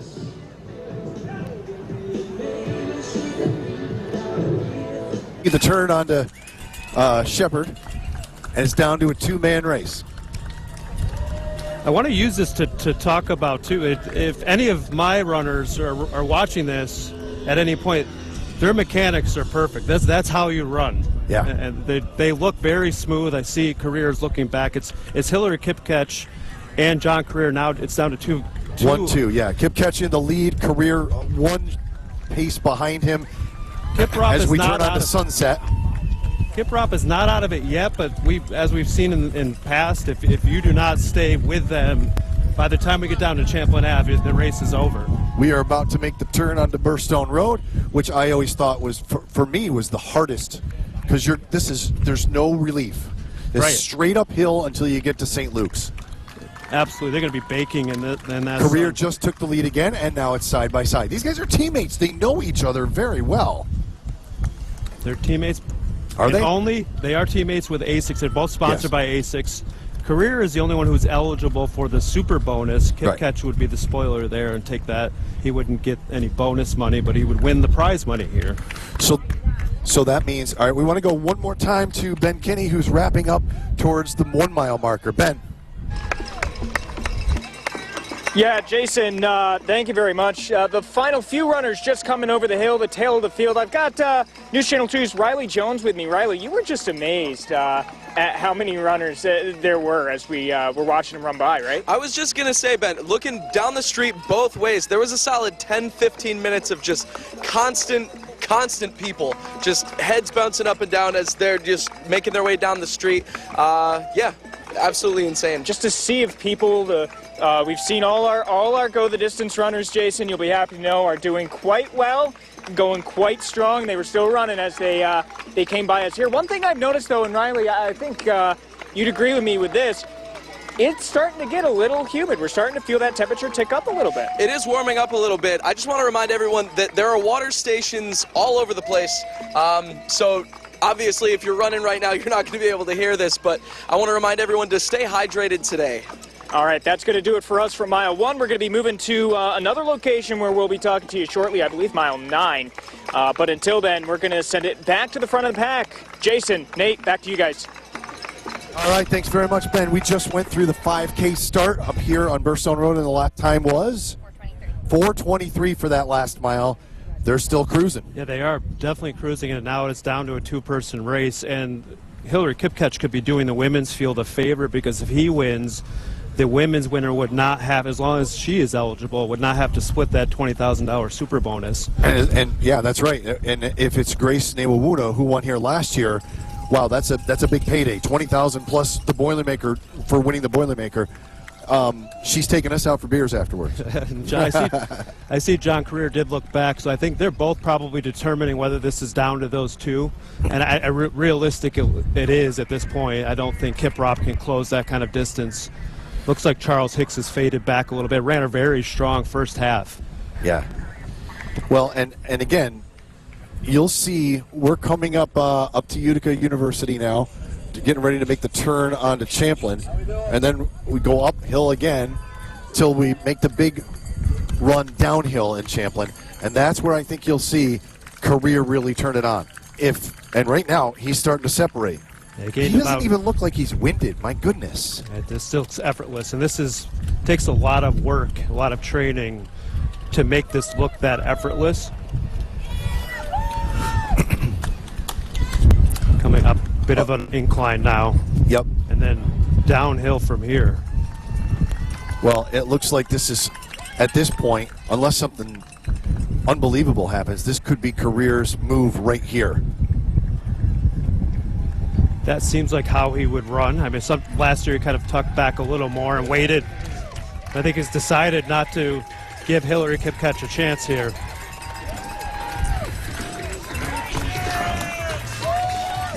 The interesting part about this is why this guy is third in the world. He knows when to make his move. He knows how it's going to go.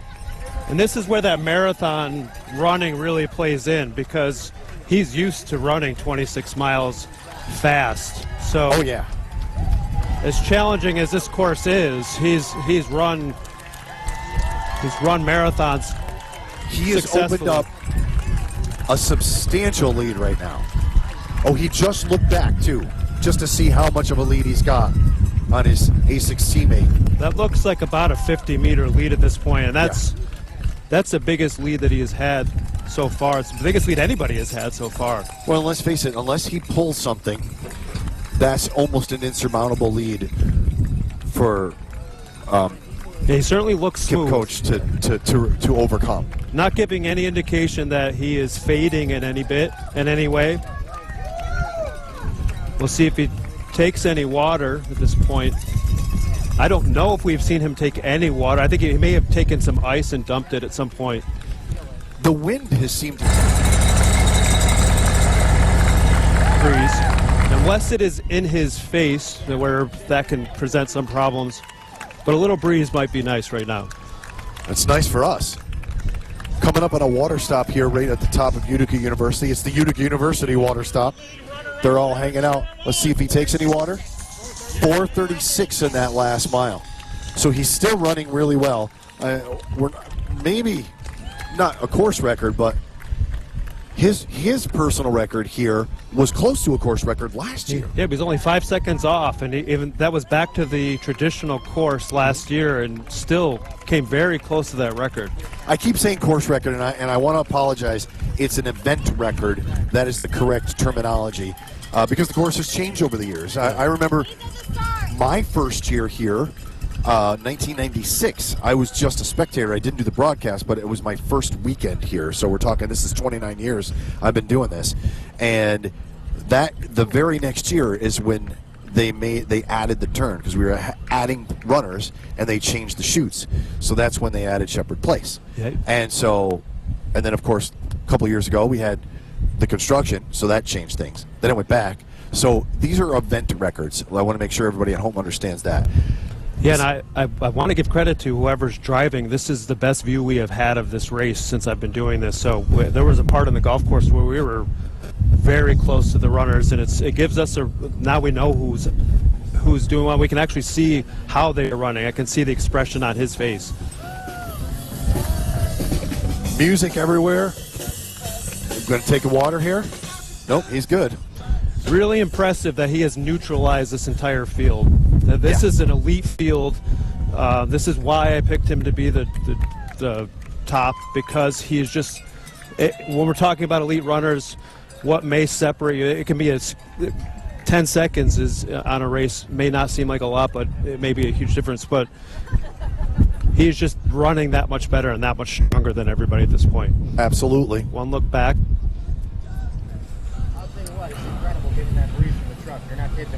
Yeah, I think he's increased his lead as well. It's more than 50 meters now.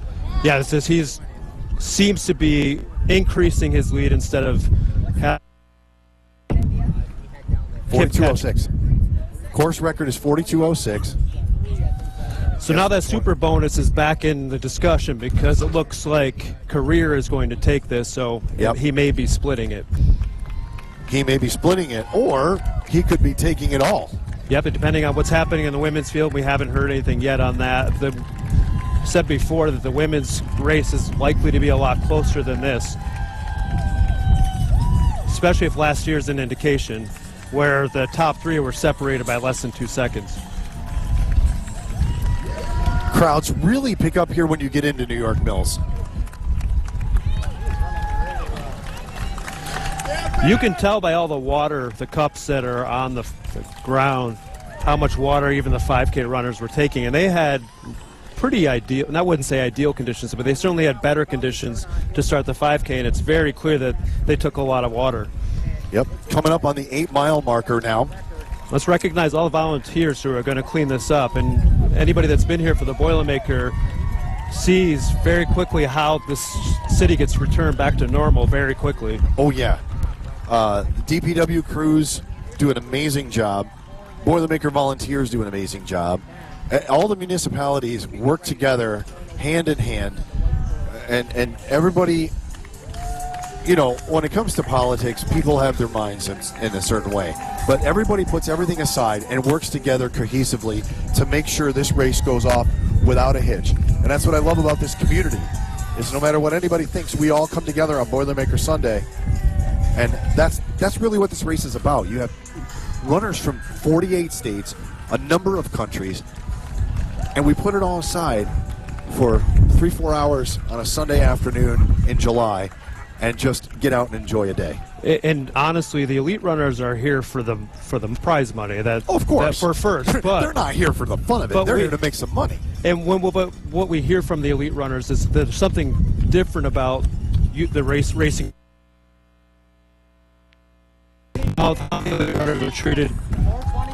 426 on that last significant mile. So he's picking up a little bit too. He's comfortable, and I don't know whether he is, knowing that he has this probably locked up, I don't know whether he will try to challenge that event record. We are turning right onto Whitesboro Street now, so we're getting close to wrapping this thing up. There's a chance.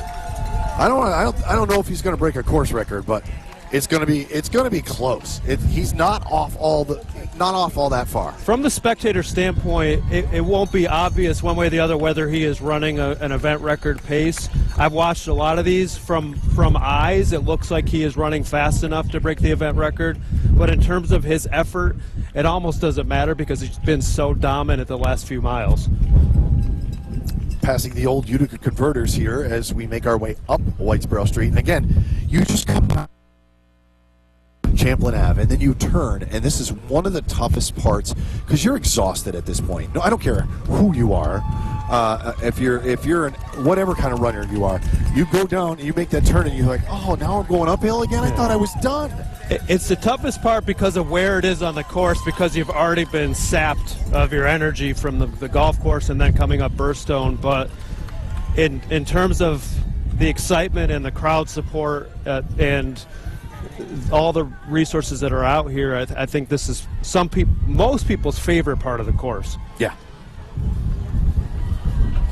So this will not be a close finish. We can enjoy the fact that John Career has come back. He finished what he started last year, winning here. He won Boston. First he won Chicago, then he won Boston this year, and now he's running what seems to be like an effortless race, even though we know it is a lot of effort. Yeah. Both of us having done this before.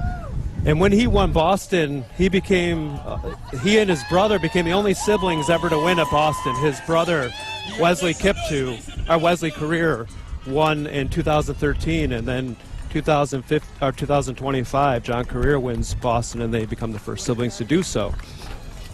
My research project is to determine whether any that's ever happened in Boilermaker history, and I don't think it has.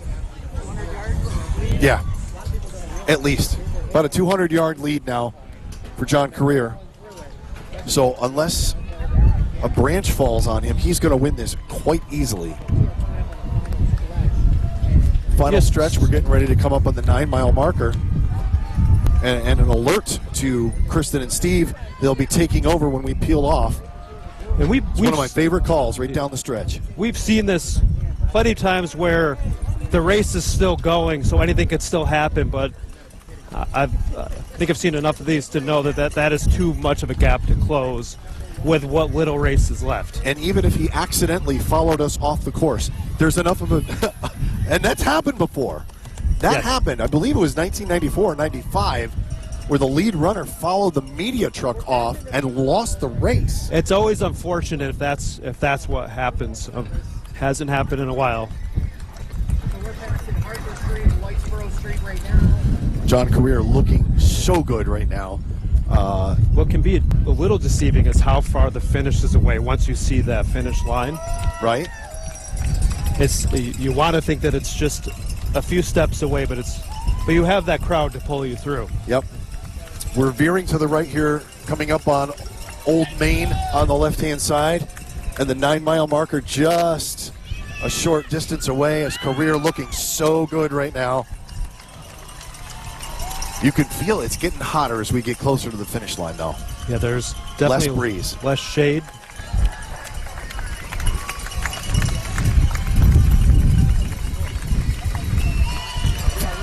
The crowd's starting to thicken as we get closer to the finish line. Love to see that. Love to see everybody out, going past the bagpipes. Gotta love that.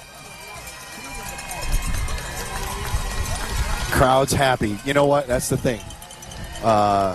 You feel like we've finally, after 5 years, put the pandemic behind us as we are coming up on the 9-mile. We just passed the 9-mile marker. Let's see where John Career is. We're at 41:14 unofficial race time right now as we get close. We're at 4:50. 4:50. 4:50, so he slowed down in that last mile. It's hard at this point because he doesn't have anybody pushing him to get that pace much beyond what he's doing at this point. If he has another gear and wanted to turn this on, I don't think he's got enough time to break an event record, but wow, wouldn't that be fun? We're coming up on pulling off here. Crowds are really enjoying this right now as your champion is making his way down. We are about to turn off. He's coming down the hill. Steve and Kristen, back to you. Here he comes. All right, Jason, Nate, thank you. Great job per usual. Want to thank Jeff Chrisman, our motorcycle driver, and Kirk Tupai on the camera for those amazing shots. This is John Career's race. He is all by his lonesome. Motorcycle's going to pull off in just a moment.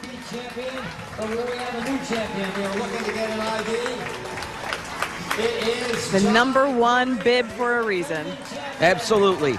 He's won in Boston, he's won in Chicago, and now he's won in Utica again. Ladies and gentlemen, John Career is your Boilermaker 48 champion. Under very conditions, a sub 43-minute performance is very, very impressive. Fantastic race for John Career. He was by himself pretty much the whole way. And then Hillary Kipkoech is your second place finisher, just over 43. So no event record today, but we didn't think we were going to have one. As Nate and Nate made a great point there, Nate Getman. There was no one to really push John Career to go for that record. You know, when you're running neck and neck and you have the second place person right on your tail, you're going to pick it up a little bit. But he was able to. He's wanted this. Yeah, exactly. And you know, he went at a more leisurely pace the last mile. No reason to push out of control and perhaps get hurt. And Charles Hicks, winner this year's Sprint Union Cherry Blossom, and one of our $20,000 eligible runners. I mean, this is big money that we're talking here. I mean, yes, Boilermaker community event, but these prizes are not anything. I mean, there's a reason why these guys are here and chasing that. Yeah, you mentioned you saw Charles Hicks cross there just a couple minutes ago. Native of Great Britain, but makes his home in the United States. He is the cross-country champ for the NCAA and the grad of Stanford. He was the 22 Hicks, NCAA, you're talking about. Yeah, Hicks, cross-country champ for the NCAA in 2022. Got a wheelchair coming in. Yep. John Career as he earns his second Boilermaker title. So that was a great performance by Career. I was going to say that was a great race. Wasn't much of a race for Career. He had it under control. when did he break away in the golf course? I mean, it was pretty impressive nonetheless, and especially in these conditions, as Nate and Jay were alluding to, as humid as it was, as sticky as it was, the sun is out. That sort of exacerbates the issue. But he... well, we see people running in our community. I mean, we have so many different running clubs, and we see them running in the heat. We see them running in the rain. We see them running in the freezing cold. We see them running in the snow. And we're, sometimes for us when we're driving by, why are they out there running? They're training. They're training. Exactly. Because you're going to have to... You never know. Right. You don't know what the weather conditions, you don't know what the wind is going to be like. I mean, we've had years where, we've started the Boilermaker with wet roads, too. Yeah, no doubt. Well, and I said earlier, you and I have been in windbreakers to start the 7 o'clock hour. Not the case this year. Ironically, I don't think the October event was that time. I think it was a July race. It was a July. Yeah. But this is, so now we're transitioning. You're still going to see some of the elite folks in the lower portion, easy for me to say, of the screen. We're waiting for the women's winner to come through, the women's elite field. And then in the larger screen, you see some of the local and regional top runners. And then you're going to see the huge pack coming. We want to also give a shout out to our medical staff here. They've been busy, I know, for a lot of the 5K finishers, and they are ready for the 15K finishers to come across the line. But there are EMS folks staged. Okay, Jason just whispered there. 42:44 is the official time. Is that what we're going with? 42:44 official. But as I was saying, EMS folks staged throughout the course. And hopefully they're not needed. Better to need them or have them and not need them than and not have them. So I really hope that's the case. Somebody had called our newsroom this week, and talking about their Boilermaker stories, and she was an RN, and she had volunteered. This was years ago, and it was a really hot day, similar to today. Mm-hmm. And she said one of the ailments, burning feet. Yeah, and they were pulling ice from, at the time it was St. Luke's Hospital, and that's where she was stationed, and then running it back to the road just to help with the burning feet sensation. Yeah. No, and that's something that you never think about. And we talked, one of the warmest starts was when it started at 8:30. But when this originally started, it was an 11 a.m. start time. Yeah. That's oof. Well, and sneaker technology has come a long way, too. Sure. And that was something when 2023, that was the year all the records were broken here. And that was also the year of the construction down at the bottom of Champlain Ave. And we had to make an adjustment to the course. I mean, it's still 9.3, but that was the year so many records were broken. Was it the construction? Was it the weather? Was it the fact that sneaker technology has evolved? And that was something that was thrown out by the race experts. And the eligible athletes for on the women's side for the Pro Super Bonus. More than 10,000 people signed up and registered for the 15K event, up about 600 from last year. We don't have official numbers. We'll get official numbers of in our post race in terms of how many people made it to the start line and how many people make it to the finish line. Right. 87 people are still doing the virtual Boilermaker, the at-home version. That started during COVID in the 2020 year when the entire Boilermaker was COVID. And people seemed to like it, so why not? So they get a pint glass delivered to their house and their medal and their finishing pin. Nice. They'll have to go out and buy their own Weekend Warrior, though. Yes. Yeah, so I was looking at the beer stats for this year compared to years past, and one of the busiest Boilermaker post-race parties was in 2013, 2014, and it was 350 kegs, I think it was, and that was the busiest. Last year, more like 150, 200. This year, they have 400 kegs ready to go of Weekend Warrior. We have our first female finisher coming down. All right, we have a battle taking place in the women's competition. Looks like we have Veronica Lolio and Grace Lobach. Nanamuna. Both from Kenya. Grace won the Boilermaker in 2024 for Veronica. Here we go, Veronica Lalio. Yep. She's the number 47 runner in the world. She won Bloomsday, 38-minute race. So it must have been 10K 40. She did get the bonus? She gets the bonus? All right. So All right. career will get half the bonus, and Lalio will get half the bonus. 10,000 apiece. Not a bad morning's work. No. That's in addition to the prize money? Wow. $10,000 for a quick morning work. That's Jason Paulus money. Have to talk to his agent. All right, so we have both the winners of the elite field, men and women's have crossed, the wheelchair winners have crossed, and now we're going to take a real quick break, and when we come back, you're going to see a lot of your friends and neighbors and folks from across the country and across the world finishing up the 15K, the greatest 15K in the country, Boilermaker in Utica. Our coverage of the Boilermaker Road Race will continue right after this on News Channel 2. Stay with us.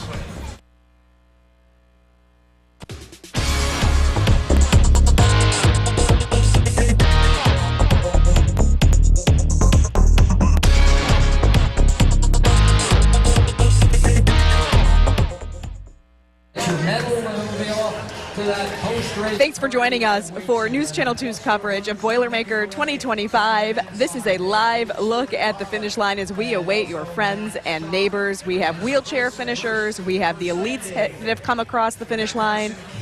Got a few people coming through. I would say these are elite runners as well. Yeah. At 53:26. I think everybody's an elite runner in my book, and I mean, it's just no records, but so what? They were flying. 42:44. John Career is your winner, and we'll get the women's official time in just a couple minutes. You know, like other professional sporting events, the Olympics, for example. I mean, these people cross, these winners cross. There's big money on the line. You're going straight to drug testing. Yep. It's again, this is a world-class event, and that's so these are some of the standards that you have to meet. 42:44 for John Career, who is from Kenya originally, but he makes his home now in Fortville, Indiana. And Veronica Laleo, 49:37 is her time. She is from Kenya. So they are your two winners. And as we said before we went to break, they are splitting the $20,000 bonus, so $10,000 for each of them. Like I said, very successful morning, and a lot of these elite runners are sponsored to come here, so they are fantastic athletes, but it's also very lucrative for them. It's a legit competition, and with a lot at stake, not just a great run on a beautiful Sunday morning in sunny Utica. Just want to make note, coming in 7th in the women's division, Anna Maria Costarelli from Rochester. 51:19 is her time. Pretty close by. Yeah. A lot of these elite runners do make their homes now in the United States as the circuit, this road racing circuit, goes around the country. They were in Atlanta last week for the Peachtree road race. A lot of money at stake there as well. So it is it's muggy out here. So we are hopeful that folks took our warnings. Heeded our advice and hydrated, and then hydrated again. And spectators too, get your sunscreen. It's a steamy one out here. And we are under some weather warnings for later today as far as flood watches and whatnot for heavy rain expected in different parts of the viewing area. So, keep an eye to the sky for that later. But as of right now, coming up on 9 o'clock, it is some blue sky, some overcast conditions as well. So I think they are, the runners would much rather have the overcast day than the bright sunshine, at least while they're running. once they go to the post-race party, someone wants to break through, they're fine with that. Should mention the post-race party, per usual. Showtime is there, when they'll have a lot of friends playing with them as well, a lot of great local musicians that will join them, including young Bed Kidwell from New Hartford on the piano. I'm assuming, I don't know this for a fact, but Mayor Mike Galimi, Utica Mayor, former member of Showtime. I think you're always a member of Showtime once you play with him, but he will likely play the sax with him again at the post-race party. So I'm pretty sure he's running. Yeah, yeah. So he's he'll end up there and probably in the latter set. I would think. Utica has had 7 mayors since the Boilermaker started in 1978. Also, Tricia Longo and Jason Fisher. Governor George Pataki was the first to attend the Boilermaker. That was in 2002, and he's the only governor to ever hold the finish line banner. Now we have a lot of sponsors of the events with the honors. David Patterson, the only governor of New York State to run the 15K event. Both are going to be proud finisher here at the 48th run. We have 7 perennials in this race. That means they've run every single Boilermaker since the very first in 1978. Trust all these runners are arriving safely because they took plenty. That's amazing. We had talked to Joe Wilczynski, of course, go the distance coach, Joe Wilczynski, and he was going to make the decision this morning on how he felt. So we'll have to get an update on that. Well, his wife Sue is down here, so he's out there somewhere.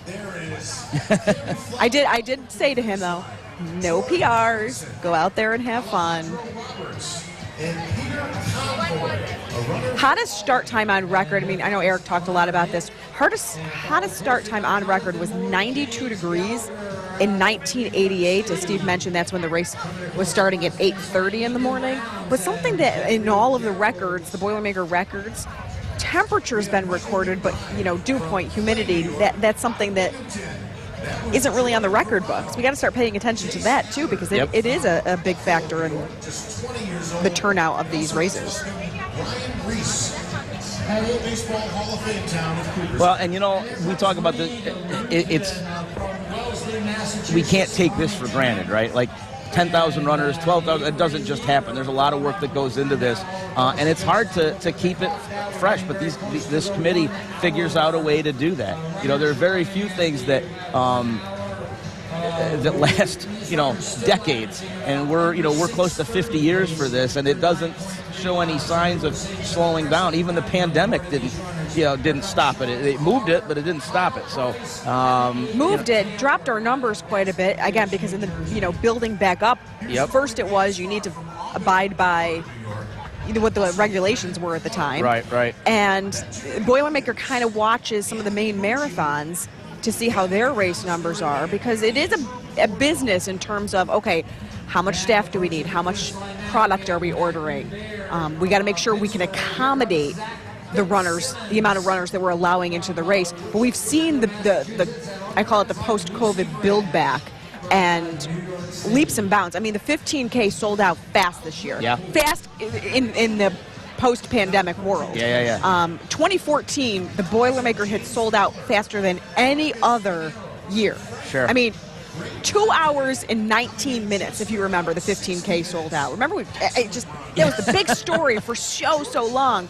5K closed out 20 minutes later. We don't know what it was about 2014. I mean, I got talking to Boilermaker officials. What was it about 2014? But 2012, 2013, 2014 were big years for the Boilermaker Road Race.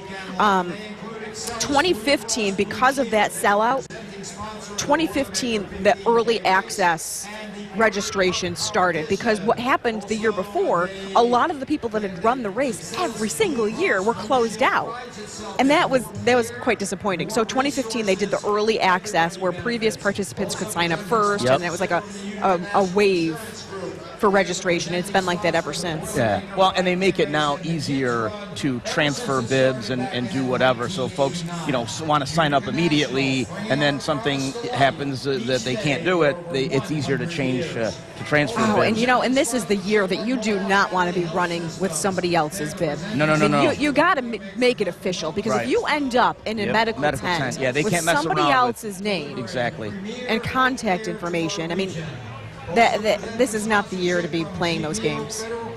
I know that was a concern, and Boilermaker crews were really driving that for the expo. Yeah. Come here, we'll make it right. Just don't do that. Right, and that was a common practice. And I when I ran this when I was a junior in high school, and then I signed up to run it as a senior, and I got mono that summer. So I went to the expo, which was at the Riverside Mall, and I said I can't to run tomorrow. And they're like, well, we're sold out. Do you want to give it to this guy who drove up from Massachusetts? I'm like, sure. He did pretty well, or according to the paper, so did I. So we're back on Burstone Road. You see the shot right there. See that, you're going to see a lot of that, folks that are walking, and that's fine. You know what I mean? Pace There yourself. is no shade at this point in the race. Not at all. From very young, our younger runners still in their early teens. I mean, that's where the 5K started, but that was 7:15. I mean, we're more than, we're almost 2 hours at that point. Yeah. And the sun just gets hotter and hotter. Yeah. This sport of running truly accessible to all. And we are seeing many displays of excellence in running out there. And if you're a spectator, you have your spot. Yep. Matthew Nofree, congratulations. I ran into a woman this morning as I was on my way down here. I stopped at one of the convenience stores, and she had her mini lawn chair strapped to her back and a cooler and the whole. This was at 5:30 this morning. I don't know if she was expecting.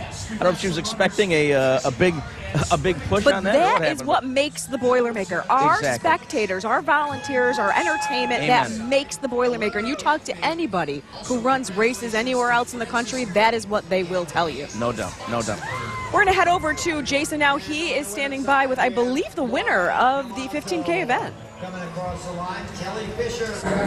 Absolutely. We are here with John Career, the winner of the 15K. First of all, John, congratulations. An amazing, amazing run for you today.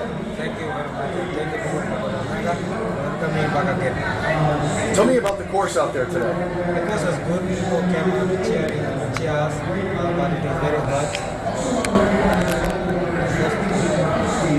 Was it hot? Was it a hot run for you today? We were all hot. It's a very hot run for me today, but thank God I managed to persevere the hot and become the winner.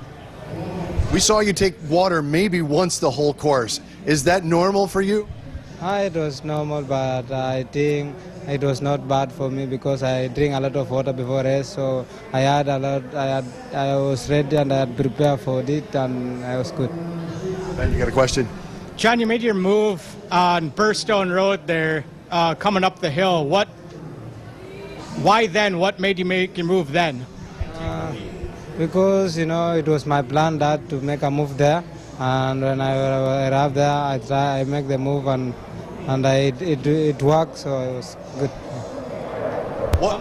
Oh, we got some planes going overhead. Talk about the fans and the way they support you.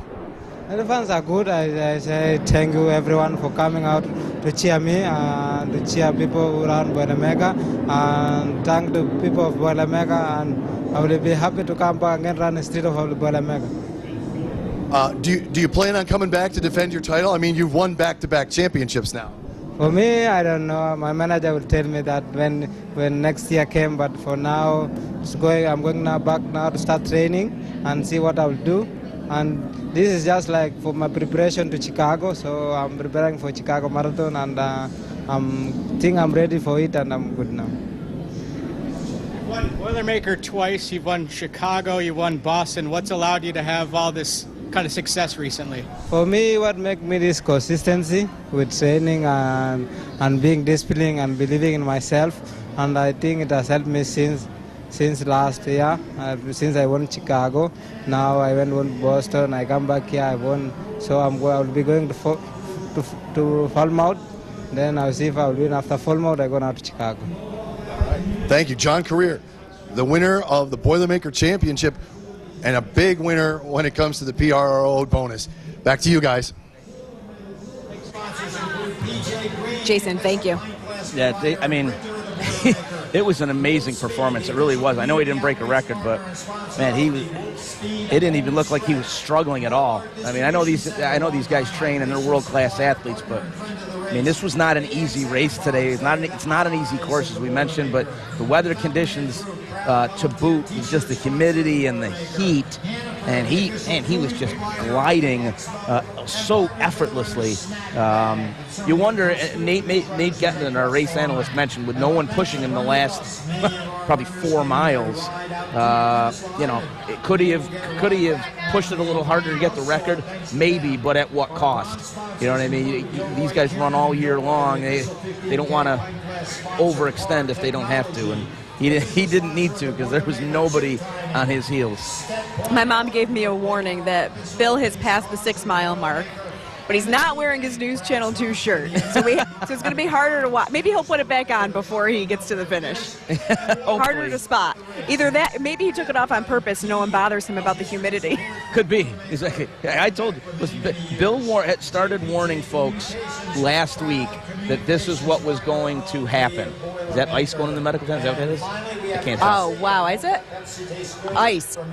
A whole pallet of ice going in the medical tent. So, yeah, that's they're going to need it. There's a lot of I can't see from our vantage point how busy the medical tent is, but hopefully not very. But like I said, hopefully people heeded the advisories and the warnings to certainly hydrate.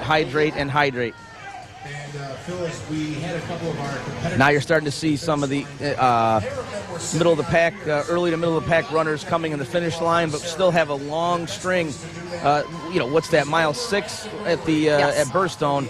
So that's a 3.5-mile stretch of people when you think about it, right? Because I'm sure that the other parts of the course have, Champlain Ave, and I think Ben and who's he with? Ben, Nolan, and Riley are going to be at Champlain Ave. We'll take a check-in with them shortly to see what that vantage point looks like. But I'm sure there's plenty of folks there as well. And just remember, when you're starting this race, when you're in a corral at the start line, you're in a grouping with people who run the same pace as you. That's how supposed to be, yeah. That's how you end up with the people you end up with.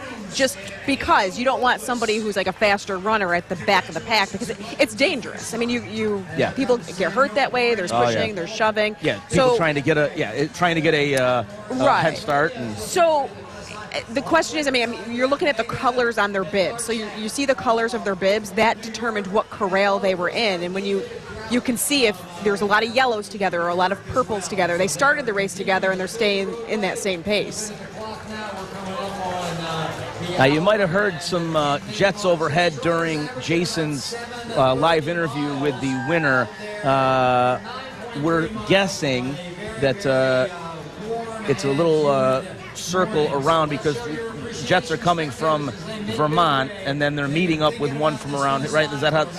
Okay, so... Yeah, explain to the folks. Well, what I didn't know, I didn't realize how big our ground crew is for the flyover. Right. So I definitely want to give a shout out to the ground crew, including Major Vincent Michael Roletta. He's from Camden. He's part of the ground crew. So when I say ground, he's on the roof of the brewery, and he's going to cue the Green Mountain Boys from the Vermont National Guard in F-35 Lightning. We have 2 of those. And Orion Kelly from the Navy, flying an FA-18. He's from Lowville. His plane is called Super Hornet. Okay. So the ground crew is going to cue Super Hornet at 10:01 to fly over the finish line. All right, there you go. So that answers that question. Let's see what we could find from Spencer Davidson and Luke Radel. We heard from them very, very early this morning. Let's check in with those 2 again out on Burstone Road. Good morning once again, guys.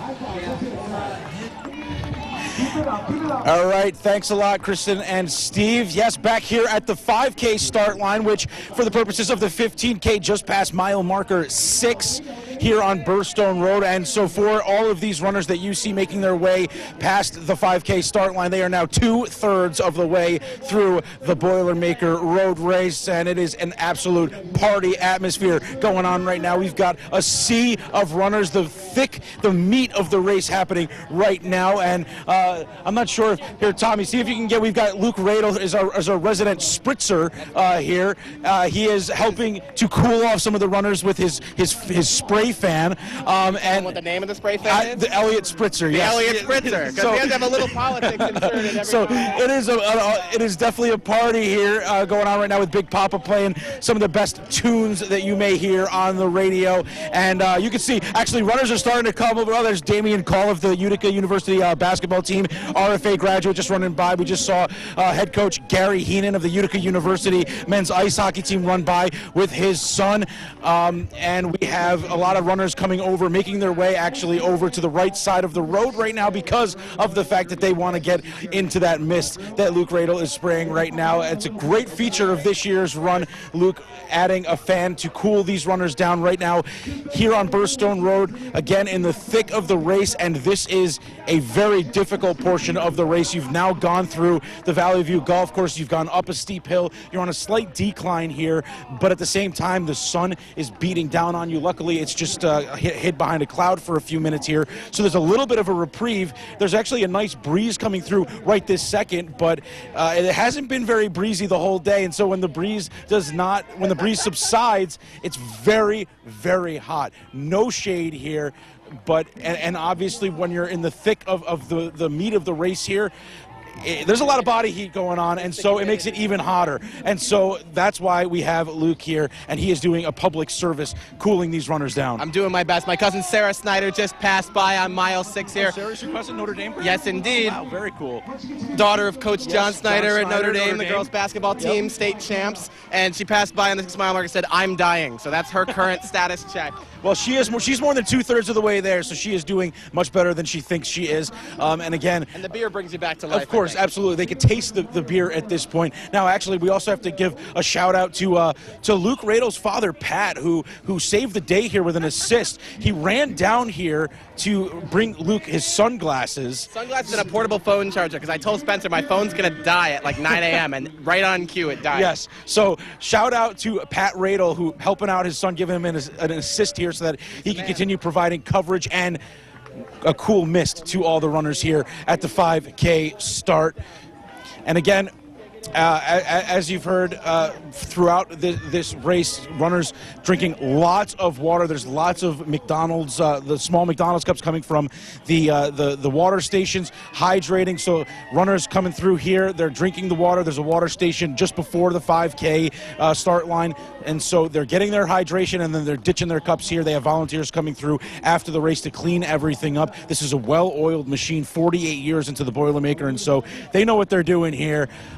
Now, Luke Radel is becoming the most popular person at this race because runners are literally crossing over from the left side of the street all the way to the right curb here, so that they can high fives on the other side of the street. Exactly. Then they come to me for the spritz. So you know what? They might have to take a little bit of a less direct route to the finish line here because they are running from the left side to the right side of the street, but it is worth it because they get the high five from Big Papa. It's a tradition here. He gives out high fives throughout the race. He tells you you're 2/3 of the way there. He's encouraging runners to keep going because this is the portion of the race where maybe you start to hit that wall and you think maybe you can't complete the race. And so they have to muster up the last bit of energy they have to make it to the finish line. And you know what, guys? Our photojournalist Tom Geis just came up with an unbelievable nickname that I think we have to have catch on. Luke Spradle. Tommy came up with that. Job, so I think that is your new nickname, Luke Spradle. That is now it's going to be a tradition here in the area, starting here in 2025. Make the 48th year of the Boilermaker. Luke Spradle is born, and now runners can. Oh, here. Well, it's meteorologist Violet Skyber, who is now in Syracuse, former WKTV meteorologist, running by here. The 5K start again. These runners now 2/3 of the way to the end of the race. They are through mile marker 6 in this 9.3 mile 15K race. On the clock right now reads an hour and 15:30 on the time. But remember, these times for individual runners do not start until they personally cross the starting line. So times may vary at this point, but we are an hour and 15 minutes into the 15K, the 48th Boilermaker Road Race. Luke Spradle doing his thing. Luke, what have you seen so far? You see anything interesting? You know, you just saw your cousin. We've seen some costumes. A guy in a cow suit. I saw a red M&M running on the M&M course. was running. Yep. We haven't seen the green M&M. Keep an eye out for the Utica though. Club cans. Were those in the 5K or are they in the 15? I believe they're in the 15K actually. But yeah, we're looking out, trying to see some people in some fun costumes. Full cup of water just dumped with ice cubes and all. Oh wow, Luke Spradle. You got to keep. Oh, there's Claire Searing just running by. Claire Searing is a graduate of Notre Dame High School and also Hamilton College. Played women's basketball. One of the juggler's greats. Now, actually, this is. Oh, there we go. Look at this. Now, this is actually. Yeah, this is really quickly. This is actually really fortunate for these runners here because there's a thick slew of clouds coming through right now, blocking the sun, and so it's much cooler at this point in time because again, this can be a blaring area of the race. So the thick of the sea of runners coming through here right now, the 5K. But we're going to send it back to the finish line to Kristen and Steve to get an update on what's going on down by the brewery. Each with 17. I can't beat Luke Spradle. I can't beat Luke Tommy Spradle. Guys with the names. He's quick. He is quick. One of the. This is Jolene. Look at him go. This is Jolene's favorite. People are loving this. So the best story about Tom Guys, Jolene Ferris loves this story, how quick he is. This is when Andy Jenks was working there, several years ago, and Andy was wearing a sweater, and Tommy walks in, and Andy goes, "Mr. Guys." Tommy goes, "Mr. Rogers." Tommy's he doesn't say fast. much. He doesn't say much, but when he does, it's. Oh, there's Alicia Daddario. Oh, hi, Alicia. So, she's not going to get her best time because she's stopping and talking to Luke, but that's fine. We told people not to. Probably Spencer. She probably doesn't even know. Oh, that's a good point. But she now knows Luke Spradle, so her life has changed forever. Her life has changed forever. All right, we are going to take a real quick break here at News Channel 2 and our coverage of the Boilermaker. But when we come back, we'll have more sights and sounds from the finish line, more from Burstone Road. We're going to check in on Champlin Ave, and then we're going to check in on the post-race party. We've got it all coming for you right after the break here on News Channel 2. Stay with us.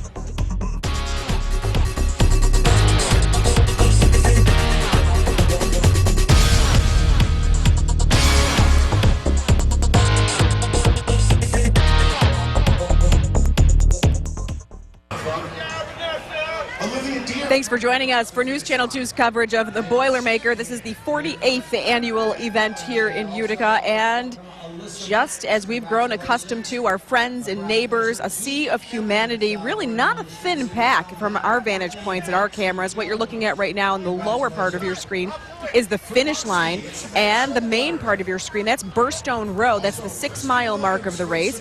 Spencer Davidson, Tommy Guys, and Luke Spradle are manning that post.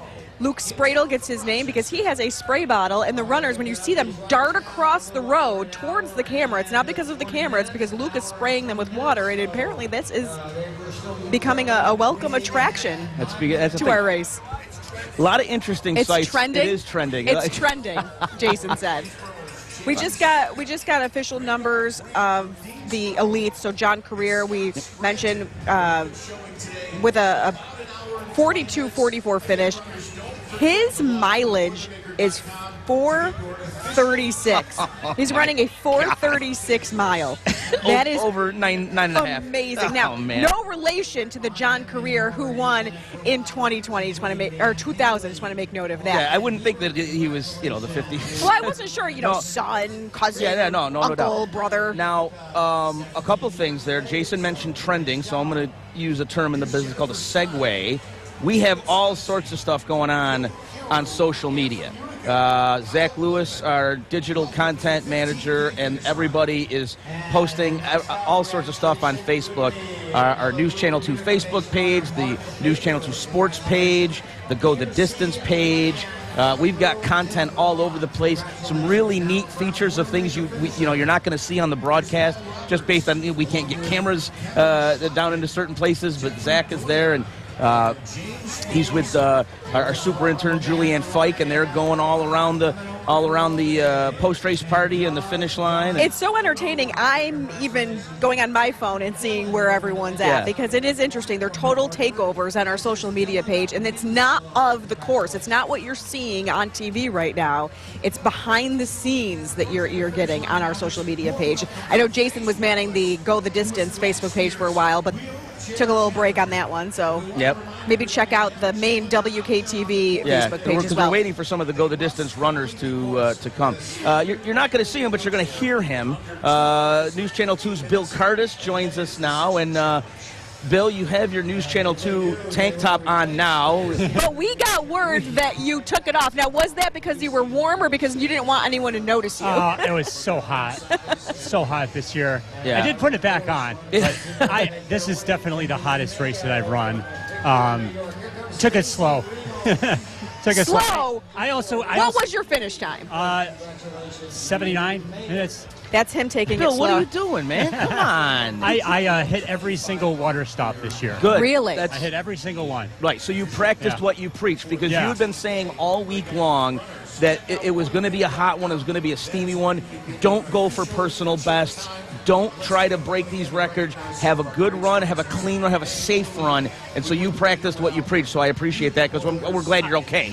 I also noticed this year a lot more people struggling towards the end. A lot more people. Yeah. Could you tell if anyone's headed to medical tents? There were several people. I probably thought 5 or 6 at least. Okay. Yeah. In your pack. Yeah. So, well, we're glad you finished. I made it. Sarah, he's fine. He made it. Maybe next year we'll get you in the top 5. We'll keep trying, Bill. We'll keep trying. See if you can get a share of that $20K bonus money. We'll see. I'm in the Masters division now. Oh, that's right. No, you are not. Yes, I am. Are you really? 41. So we're running the gamut. There we got Keith Hunt out on the course. He is a little older than 41. He's a little older than 41. And Billy's 41, and when you reach that age, though, it doesn't. I feel like we need to move up the Masters division. That doesn't seem. I definitely right. felt it this year. Yeah, I guess so. Hey, there's a cool over here. Grab some drinks. All right, thank you. Hey, I want to give a shout out to my main man Connor Grates, just crossed the finish line. So to Scott and Kelly Grace, Con Man is fine. He's okay. He just finished, and he is heading down Varick Street. That's awesome for Bill, though. 79 minutes. I mean, all kidding aside. Going slow. I mean, good gracious. Just, man. It's funny because I know some of his neighbors, and he runs all the time. Yes, he does. Yes, he does. Yes. Usually on the days he tells you not to. Yeah. But oh well. But he knows his body, and that's another thing that a lot of people have been saying for this. You have to listen to your body. Yeah. No doubt.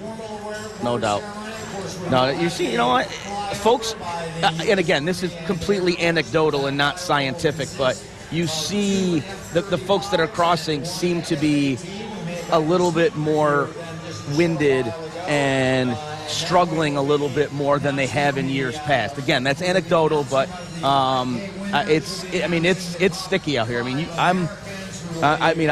We're just sitting here. Yeah, I'm going to point it out again. You cross the finish line, you're not done. You are going to be ushered down Varick Street because you can't stop in this area. There will be a backup here. So I say 15K and then some, because not only are you pushed along Varick Street to the post-race party, these folks that you're seeing on the pavement right now, they didn't start at the start line.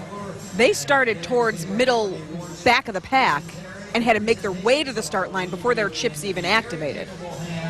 Yeah, it's just getting a note. Sorry to lose my train of thought. Tommy just sent us a note that there is medicals checking out a runner down at the 5K start. So that's 6 miles in, and that illustrates what Bill was talking about.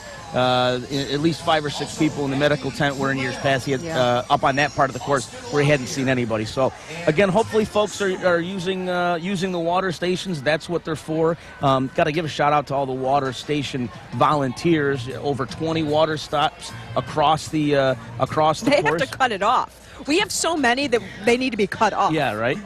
The Boilermaker is so fortunate to have volunteer groups and businesses and nonprofit organizations, and everyone wants a part in this race. Yeah.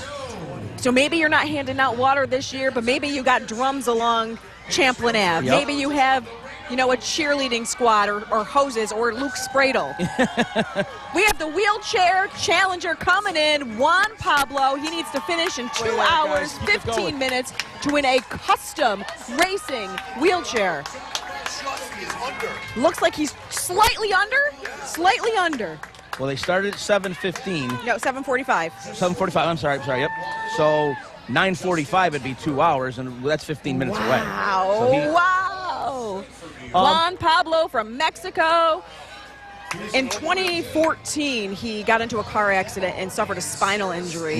And he has done marathons before. And he heard about this wheelchair challenge. Hey, I'm going to go to the Boilermaker. I'm going to win this, and I'm going to start doing marathons with my custom wheelchair. And these are thousands of dollars. Yeah. No, and you can't just go buy it in a store. Exactly. I mean, these are fit to your body. They're tailored, absolutely. Update from the 5K start. Mary Beth Herod, Joe Parada, a couple of Frankfurt folks crossing by. Congratulations. Tom and Luke just updated us. The person at the 5K start just got a little lightheaded and fell. They are okay and moving along. Speaking of the 5K start, let's head back out there. Spencer and Luke Spradle are on the scene. Gentlemen. All right, yes, thank you guys again back here at the 5K start. And yes, thankfully that we did have some medical attention here, but it doesn't appear to be anything too serious, a little lightheaded. Medical personnel responded immediately, and everything appears to be okay. That's of course one of the risks of this race here, especially in this heat, is that sometimes people may get a little bit winded, lightheaded, a little sick, but it doesn't appear to be anything serious. So we are thankful for that, thankful for all the medical personnel here on the scene. Meanwhile, we've got the man of the hour, Luke Spradle. People just flocking over here trying to get cooled down, and it's people's spirits are high. You see, actually, people are in the zone here, and then they see Luke with the fan and the spray, big smile on their face. So it's really, really cool. But we're thinning out here at the 5K start. We're now through the thick of runners, and we have kind of the latter portion of the pack coming through here on Burstone Road. We've had a couple of go the distance runners come through here recently, and we have some friends, family, and some of the student athletes from the area, some standouts coming through that we've given some high fives to. It's been a great atmosphere here, and yeah, Luke Spradle has another taker.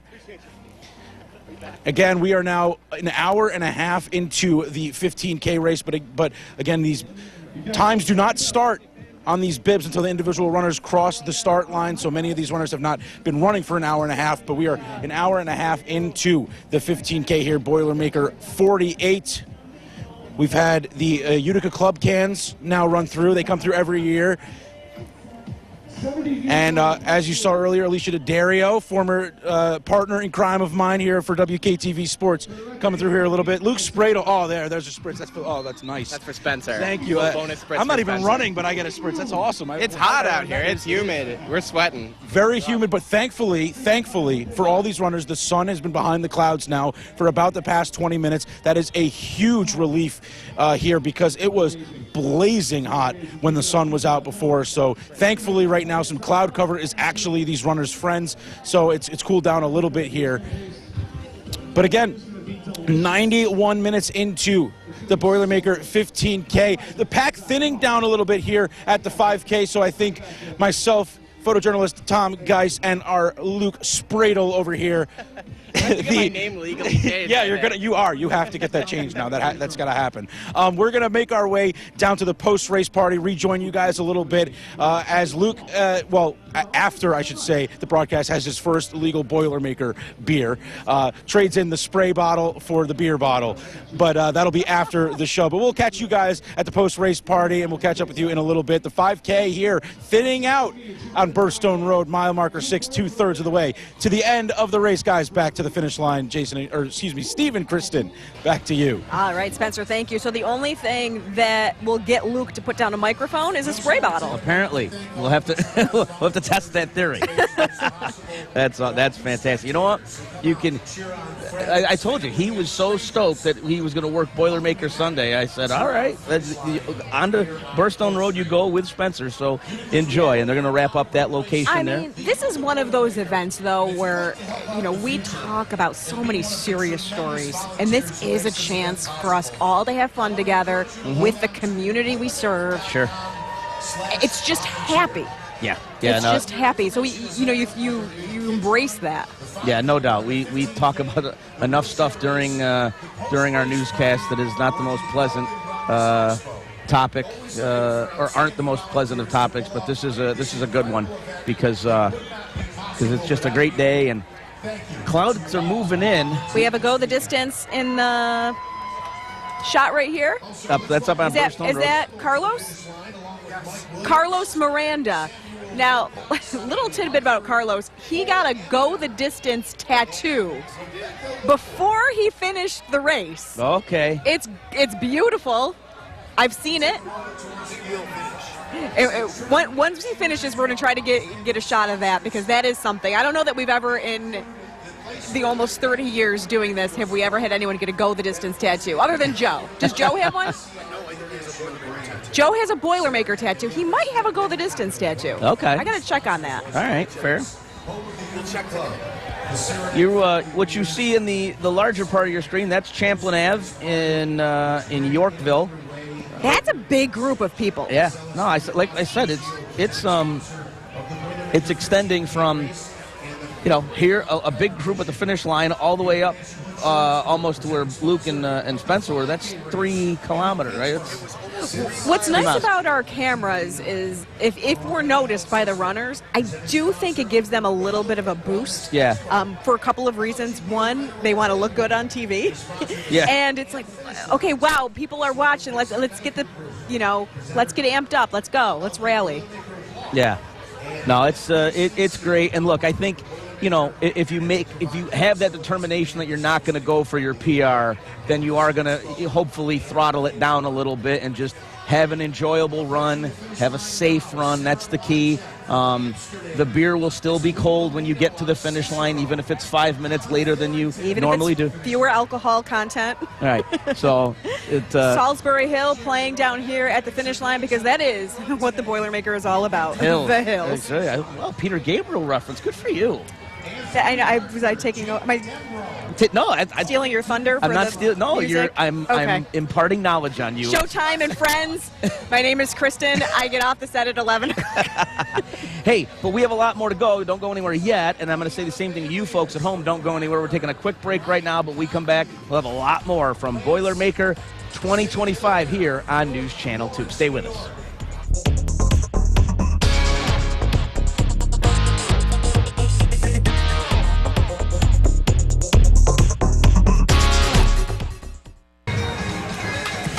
Good morning, and thanks for joining us for Boilermaker Morning here in Utica. That's right. Steve McMurray, Kristen Copeland, the rest of the News Channel 2 team here. We heard from Jason Paulus earlier today. He and Nate Getman, again, a fantastic call on that race.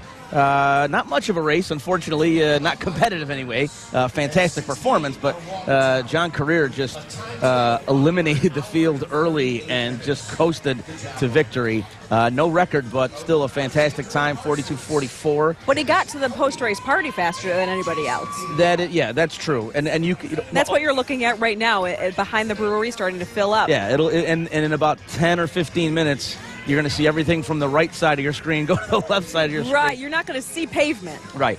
Now, one thing, John Career was not there because what they were doing, when I hopped off the set there a couple minutes ago and headed into the courtyard, they were all doing their warm-down laps. They're running They were running. They were running in circles. There was about 50 of the elite runners, men and women, running in circles because that's exactly what I would want to do after 9.3 miles in 80 degrees and, really sticky. You have to get your steps in, Steve. And I got about 15 of them. I assumed that's what you were doing when you got up. Them? Yeah, no. You were joining them, right? It was tempting, but I didn't want to leave you alone.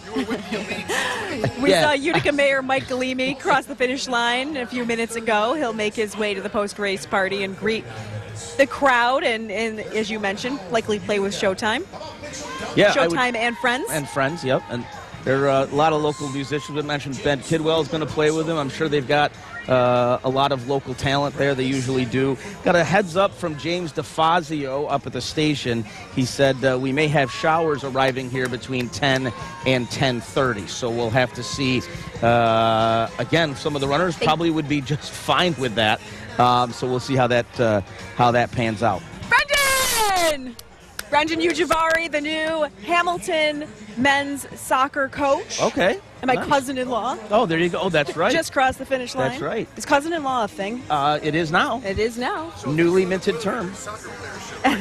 He's newly married to your cousin. Yes, Ashley couple weeks ago. Shinatry. He's wearing a Shinatry shirt. My brother should be wearing a Shinatry shirt that he's been wearing every year for the last couple decades. All right. Well, that's good. My mom makes sure it gets washed. Hey, let's head out to Champlain Ave. Our friend Ben Kinney is out there, and I don't know if he's got Nolan and Riley with him, but let's head out to that crew over by marker 7 or 8, give or take. Gentlemen? Hey, thank you guys very much down here at Whitesboro and Champlain Ave. And I can tell you from the time we made it from Albany and Culver to here, temperature definitely increased. You could definitely feel a difference. One of the biggest things is there is very little shade. Hey, we're also tracking the flyover progress. We are able to see the F-18 Super Hornet flown by Orion Kelly of Lowville. That is making its way closer and closer to the area. It's expected to be a little bit after 10 that the flyover happens, but still streams of runners coming through. A lot slower than when they started, some of them, and that is perfectly okay. Again, we told folks to pace themselves. We do have some rain that I noticed on the radar out in the distance that should be here in just a little bit out towards Madison County. Some showers popping up, so I'm sure anyone still on the course when those showers come through, they're going to be welcomed for sure. Again, still multiple runners coming through. We've seen a couple go the distance runners pass by us in our time here so far.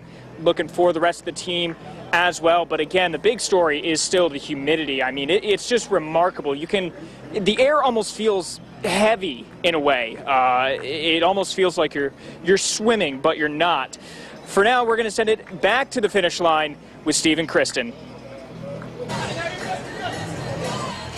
All right, thank you very much, Ben. Had a Facebook message from Ken Lawrence in Frankfurt. I want to know how old was the oldest runner to ever run the Boilermaker? I don't know the answer to that. Guess what? I had that. Let me look at see if I can pull up my old scripts. All right, so we're going to look for that, 80s. Kenny. Yeah, in their 80s. Because it wasn't Sam Garage when he used to run it all the time. He was at least in his late 70s when Sam ran it.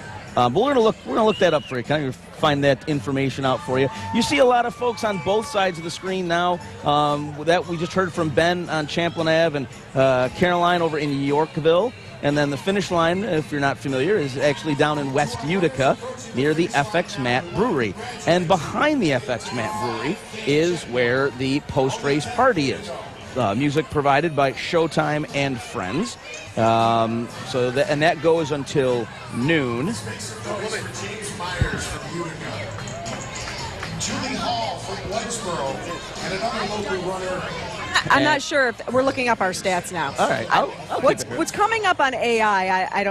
I don't know that that's right. I have done a story. Okay. Well, we stumped the band. There you see a shot of the post-race party. Not packed yet, but boy, it's going to be. And as Ben mentioned, if those showers do make their way here, I think folks are going to be just fine dancing in the rain, so to speak, and singing in the rain. Showtime will be singing in the rain. The folks will be dancing in the rain and singing. Okay, now I got to log into my work account. Hang on. All right. Boy, I can do this. Boy, Kenny, you threw us for a loop here. Who's asking? Kenny Lawrence from Frankfurt. Okay. So it's about 9:45 Eastern time here in sunny Utica, New York. A little overcast now. Sun's peeking out at various times, but it does look a little ominous in the west. So we are going to have some showers, I think, down here. So we'll have to be wary of that. But again, the runners who just did a 9.5 mile jaunt are going to be just fine, I think, with some rain. All coming in under. But boy, these are big packs of people. We were saying, they were stretched all the way from the finish line up to Burstone Road. I mean, that's 3 miles. Go ahead. In 2023, yep, the oldest runner was 83 years old. Okay. Oldest runners, excuse me. Okay. It was George Gilder, Peter Rubin, and Margaret Hoey. Okay. Usually I get these stats. I didn't even think to get this year, but 83 it shows my oldest as of 23. Okay. As of 23. Okay. All right. Wow. All right, let's go to the post-race party now. Our own Eric Gage and Thomas Tellerino have made their way from the start past the finish, and now they're at the post-race party. Not a bad gig if you can get it. Gentlemen, how are you this morning? I'm live here at the post-race party, and I am joined by some familiar faces. I am joined by meteorologist Joe Reel and Bill Cardis here. And first, I'm going to talk with Jill for a second. Jill, you ran the 5K, correct? How was the heat and humidity? So when I got to the 5K start, the sun was beating down, and I'm just standing there, I'm like sweating. I'm like, oh no. But the first thing I thought was, poor Bill. So we were having a group text, and I was like, good luck, Bill. But it was very humid. I noticed like you sweat a lot faster. People are a little bit slower this year, taking their time, which is great. But overall, it was a great race. And Bill ran the 15K. You did not back down, Bill. How was that? I thought about backing down. I'm like, no, this is year 20. I better suck it up. I just took it easy, and I was running with a friend from college. She's running, I think this is number 16 for him. He comes up every year to visit. It's like a little reunion. And we wanted to run together, but we went up to mile 3, and he's just like, I can't do it this year. He's like, I just can't keep up this pace. I'm like, all right, well, we'll hang out together for a little bit. And then when we got to the top of Valley View, I'm like, all right, I'm going to start picking it up, see how I feel. So I went down Valley View pretty quick, and then I got down to the bottom like, uh-oh, I better not push this any further. I mean, that heat really it catches up with you so fast. I mean, there's only, at least for me, there's only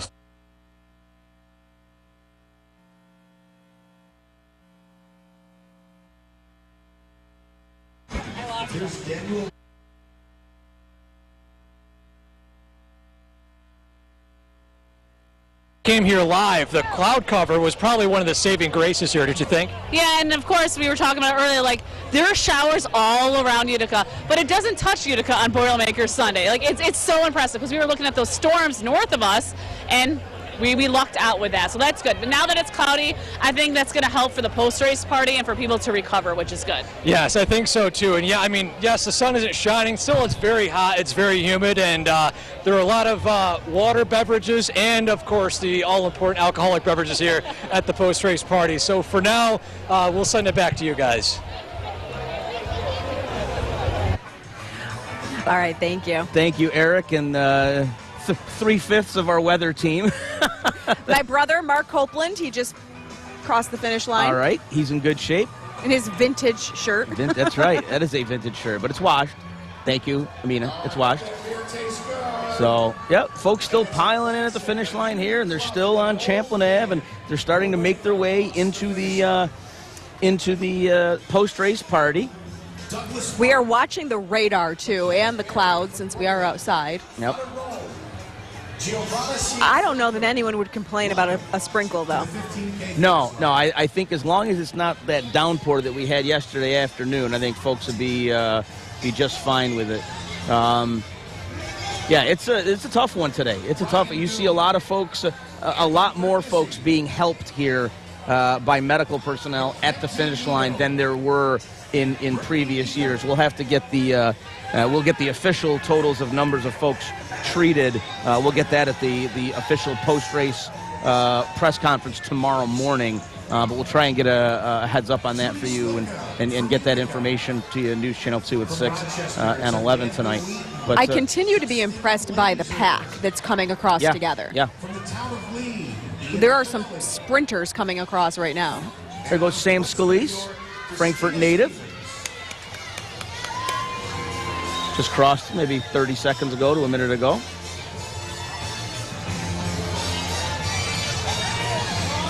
Trying to see if I see anybody else that I recognize. Our finish line camera, the one that's capturing the beer can coming across right now. I'm trying to figure out vantage point. Okay, so that's from scaffolding. We have Rachel up on scaffolding. Yep. And down below, right fixed on the finish line. Right, that camera, yep. Out of retirement, Earl Davis. Yes. That may be the best part about this Boilermaker I Sunday agree. is that Earl Davis is back in the fold. I agree. We'd love to have him more, but if it's a one-day only, then we'll take him. We'll take Earl whenever he wants to come and hang out with us. It's always great to have him here. Also from Utica, and Alejandro Gonzalez. Welcome to the 15K finish line. So, again, a huge pack here, huge Doesn't pack have a on number? Champlain Ave, a big pack in the post-race party. Again, 10,000 was the cap for the 15K. And we'll have to see how many actually ran it. We do know some folks dropped out of the 15K to run the 5, and we don't know how many folks just dropped out altogether, which honestly, if they weren't feeling up to it, today is not the day to challenge yourself. Better to be safe than sorry. But we're going to take another really quick break, and then when we come back, we're going to have more coverage from Boilermaker 2025, including the flyover, which we're about 10 minutes away if all goes according to plan. So we'll get to have that when we come back. Stay with us.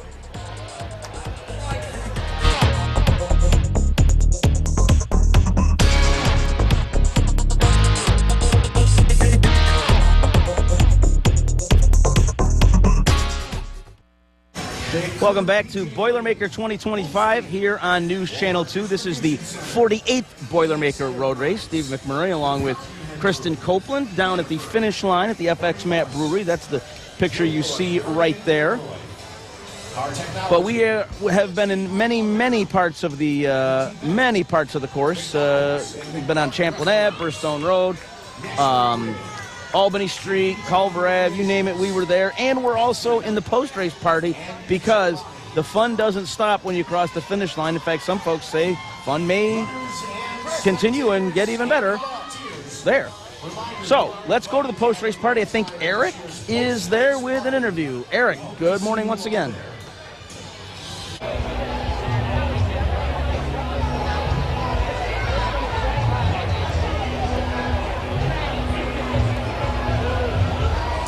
I'm here live at the Boilermaker post-race party. Now, we have a great story here. I'm joined by Pooh, who is a foreign exchange student who came over here in the United States in August. Pooh, first time at the Boilermaker, how'd it go? Oh, it's really nice. I totally enjoy the weather. It's a perfect day for a 5K, and yeah, the people are nice. Was this your first 5K that you've ran before? No, I did cross country, but this is really good. Yeah, it's a good one. And you said the weather wasn't too bad for you today for the 5K? Certainly, not for the 5K, not for the 15. Now, we talked a little bit off air. You said this is your first and maybe not last Boilermaker. Could you run another one, you think? Oh, yeah, I think I might come back someday for another one of these. It's really nice. I totally like it. Yeah. Awesome. Thank you, Pooh. We appreciate it. That's it right here for the Boilermaker post-race party. We will continue coverage and have more interviews for you later. All right, that was Thomas Tellerino, of course. I apologize. I called him Eric, and that's a cool story. Foreign exchange student coming over here, and well, they can't get any more Utica than this. yeah, The melting clock. that's right. And We had Weekend Warrior beer can just crossed the finish line. That is what is going to be on tap at the post-race party. That is new to the Saranac family. yeah, that's what they're serving back there, right? Yes. It's a lower alcohol content. We had done a story a couple months back. They had talked about, you know, lower alcohol beers were doing well overseas, so why not try it? And here we are. Yeah. I haven't had it. I'm not a beer person, though. I have had it, and it's good. They It's have good. 400 kegs ready to go for this. Wow. Nicholas Horth. How many? 80,000 8,000 cups. That would make sense because there's going to be about probably 20,000 people at the 20 to 30,000 back there. So It's a couple for everybody. And then some. And their friends and family and you. I may, when this is all over, of course, I'm done with. But, yeah, it's, you know what, that cloud cover's moved in. We are checking the radar for you, and it may miss us, but we'll see. We'll see. Here's Matthew Daughtry. But I think folks will be just fine with a little bit of sprinkling, especially the runners. Adrian Victor from Still a big pack coming in there at the finish line. We are almost 2 hours in, and it's still a steady stream of folks. Great job. Melissa Lennon just crossed the finish line of Lennon's WB Wilcox Jewelers. Hi, Melissa. We thank Melissa for her support of. They were doing some promotion, giving away jewelry. Oh, wow. Like, Okay. with the Boilermaker. Oh, Jason, there's a Go the Distance over here. We're referring to Jason Paulus, who's Jason's right off next screen. to me.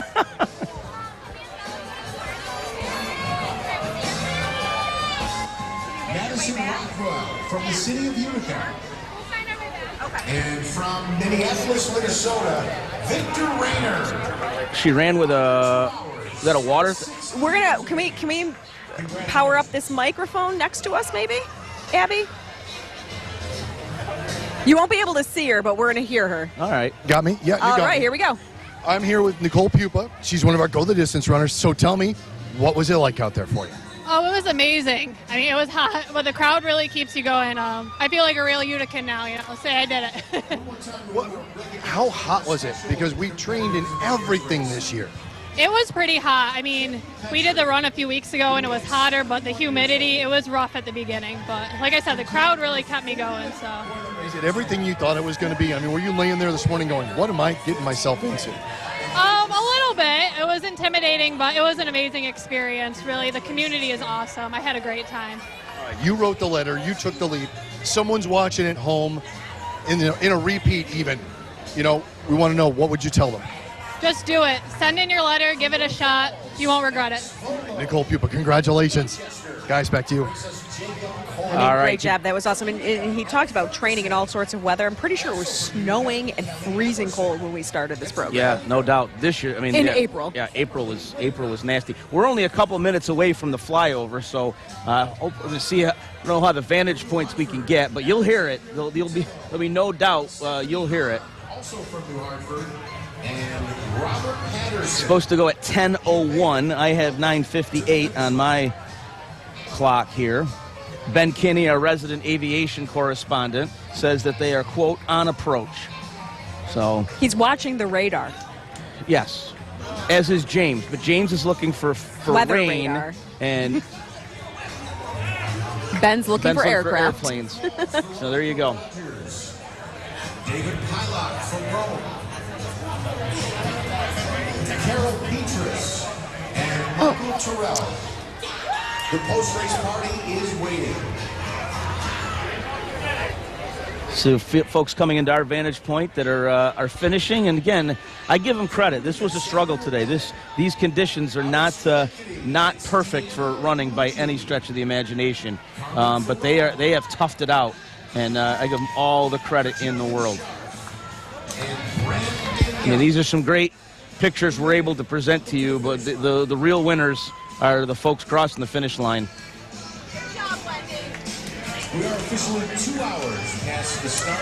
And we are at the 2 hour window. You heard Jeff Manaski just say that. Just hit the 2 hour mark. But a lot of folks still out on the course. A lot of folks still coming across the finish line. Wendy Kent, one of our former Go the Distance runners, is here, part of the Mohawk Valley Hill Striders. We have the Hill Striders out there. I see some Utica Road runners. Oh, yeah. This is jerseys. The Roman runners are here. This is their Christmas. This is Christmas in July. It really is. I mean, there's 2 points where high schools plan their high school reunions. Mm-hmm. It's either the day before Thanksgiving or Boilermaker weekend. That's right. We have another Go the Distance runner. We have Nathan Edwards just crossed the finish line. Go the Distance 2025. So if Nathan's family is out there listening, he just crossed. He's in decent shape, taking some water, taking some hydration. He listened to the advice of Bill Cardis, and I think the flyover's right about here. Here we go. Major Vincent Michael Roletta, Camden, has cued, among others, Orion Kelly of Lowville of the U.S. Navy in Super Hornet.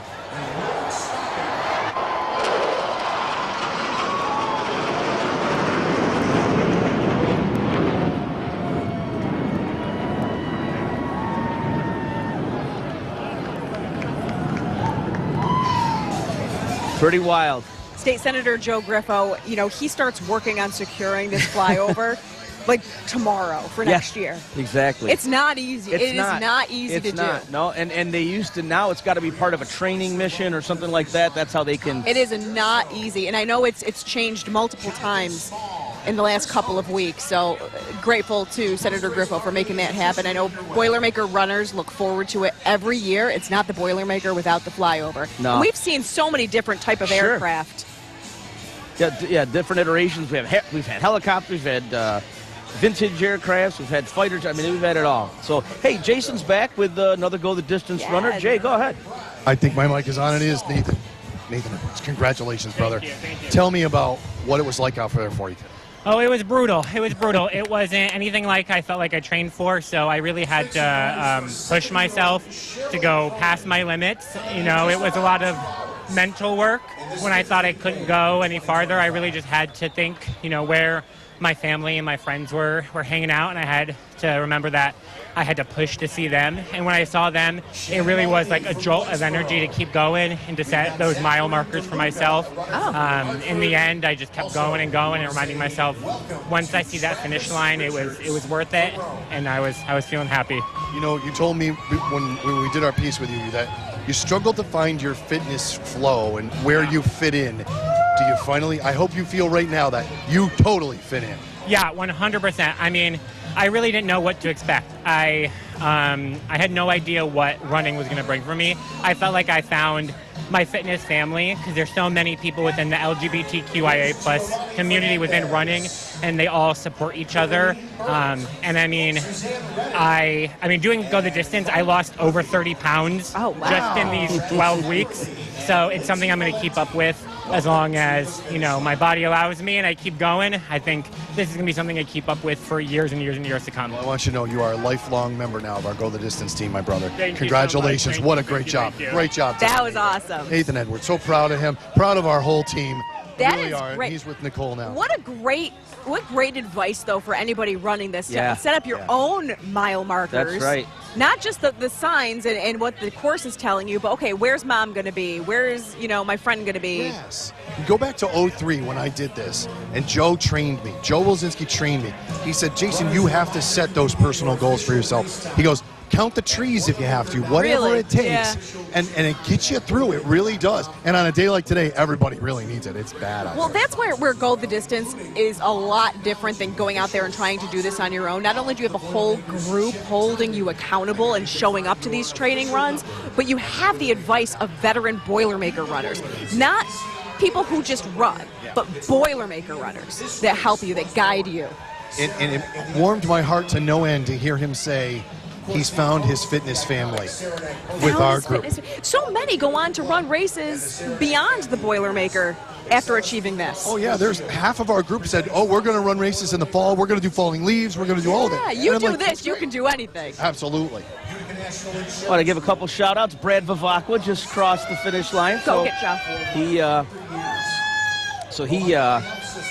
did just fine. So he's doing well.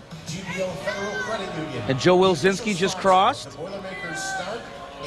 So he finished.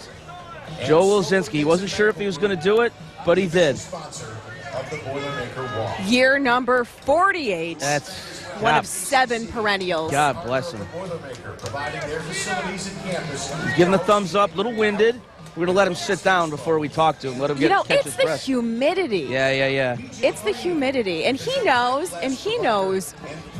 what he needs to do, and same with his elite group of runners, the 7. They were talking at the party on Friday, no one's going out there trying to have a personal best. Right. It's becomes just about community at this point. Yeah. And, we got achieving that goal. We got 50 knocking on the door here, and I know a lot of them are just aiming to get to that point. Want to give a shout out to Heather Beebe, just crossed the line not too long ago. Inverting bus, the official transportation provider. Gave us the thumbs up, so she's feeling good. Joe's daughter ran the 5K this year, came out of retirement, he said. Boy, that's I give them all the credit. They want to try for 50, but boy, that's unbelievable. And he jokes, I'll stop running the Boilermaker the year my wife tries even just the 5K, and she goes, well, I guess you're going to keep running for the rest of your life. Now we have a guide dog coming in to the finish line. I want to make note of this. This is a story that we had covered. A lot of local runners were helping a visually impaired person in the first mile of this race before he could bring his guide dog into the fold. Okay. Because it's for the safety of the dog, too. I mean, right. You can't, the corrals are tight. Sure. There's still what an accomplishment. It's a story Nolan did, correct? Yes, what an accomplishment. He went out, he's from the Schenectady area. He said, I want to do this race, but I'm going to need some guidance. So a few of the local running clubs checked in with the people that have the same pace as him, and they kind of formed a triangle around him at the beginning Very nice. of the race until he could retrieve his dog and go the rest of the way. When the pack thins out a little bit. Yeah. Because again, you're in there with the dog. I mean, that's tough, and it might have been his decision to not bring the dog in. Yeah, because those, especially off the beginning. I mean, those roads are curbed, so you can't. There's not a lot of movement down there. No, right. But still a lot of folks coming across. We're 2 hours and 8 minutes in. James DeFazio just texted and said we should be good to go until the end of the show at least, 11 o'clock. Hats off to him. When these people come across the finish line at this point in the race, these are people who have set these personal goals for themselves. I mean, yes, everyone who's run the Boilermaker before wants to do the Boilermaker again, but for a lot of these people you're seeing right now, maybe they've been on their own personal fitness journeys or they're, reached a point in their life where they want to check off the bucket list, and these are those people you're seeing right now. Yeah. And they train all year round. Runners were approaching 2 hours and 10 minutes. As we mentioned a couple times, but bears repeating again, we've been on the air since 7 o'clock, but you can catch all of our social and digital platforms that are on fire right now with Boilermaker content. Zach Lewis and Julianne Fike have been out and about in all parts of the course and the post-race party and the start, the finish, and everywhere in between, right? Is that what Zach's giving me the thumbs up off camera. I'm working right now, and even I'm checking our social media to see where our crews have been, because it is kind of cool to see things that I've never seen before. I didn't yell at her to put her phone down. She said she was checking while she was on the air. She was checking the social media. I didn't yell at her to put her phone down. I let her go.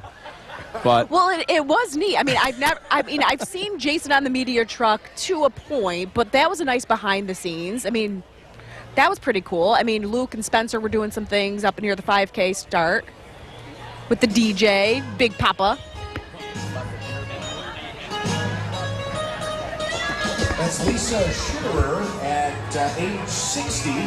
Great run. There are some of these people who only run the Boilermaker, and there are some that, make it a habit of doing various 5Ks and 10Ks and the 15Ks. Yeah. Not too many 15Ks, though, around. No.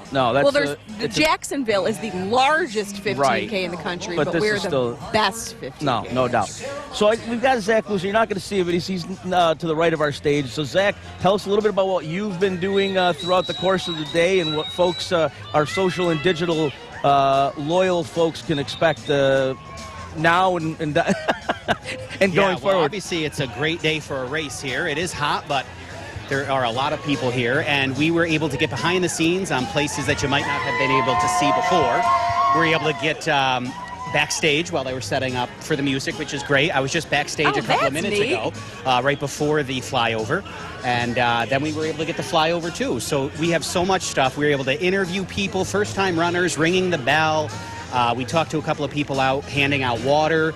So anything. And you can go back on it too. I mean, see what you were doing at the kids' run. Right. It's not one and done. I mean, you can go back on our page and see what this weekend was all about. And keg all tossing. of our pages. Yes, there was keg tossing yesterday.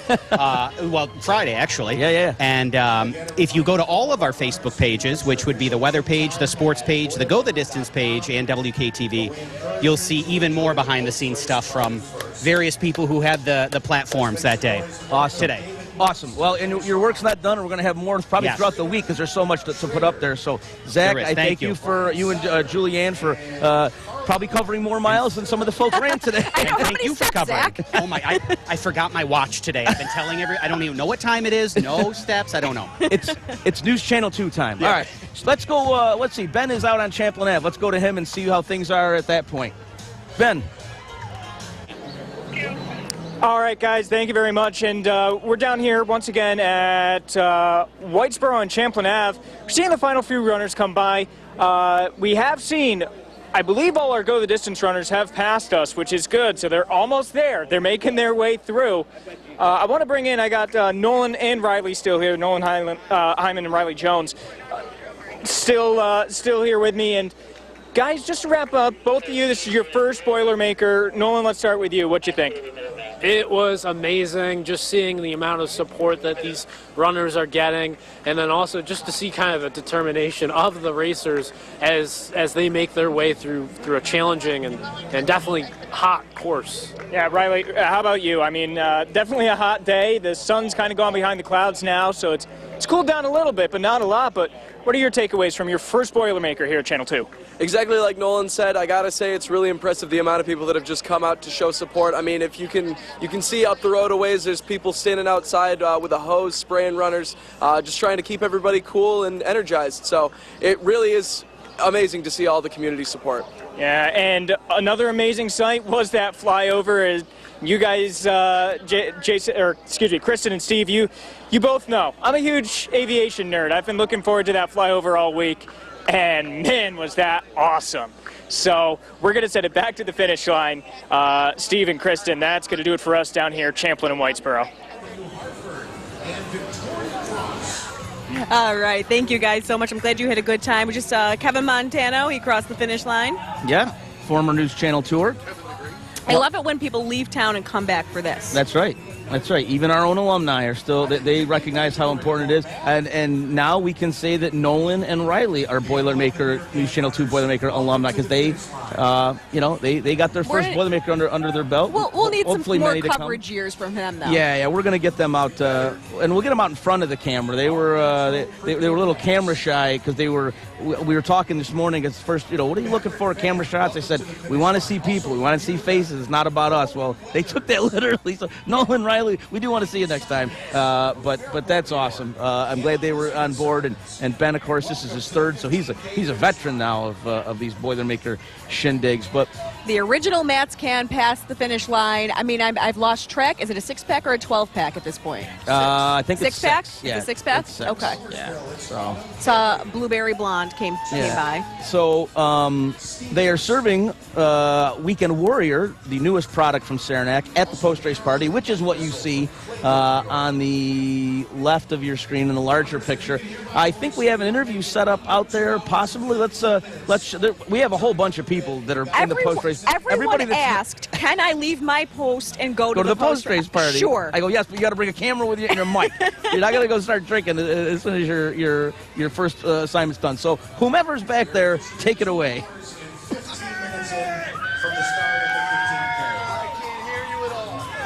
Oh, you know what? I think they already went and got their start. So we're just going to look at a beautiful picture of the post-race party. We have a Go the Distance runner coming in. So Jason's going to get ready with his microphone. And who's that, Jason? Serena Dorsano coming in right now. So she has finished. Congratulations. Come on over, honey. some more of our news channel. We good? Oh, we have a couple more, Jay. We have a couple There's more coming in. Oh, we'll get them all at once. Yeah, we'll get them all at once. All right. Serena, Perfect. hang tight. We're All gonna right, looks get like we have everybody over Chelsea Arcuri. there. And We got Chelsea. Is that Carlos? Yep, it's Carlos. And Carlos Miranda. We got to see his tattoo. Chelsea, we gotta check. Carlos, Your tattoo's gorgeous, by the way. Serena. Come on over. Come on over, guys. Let them catch their breath. Yeah.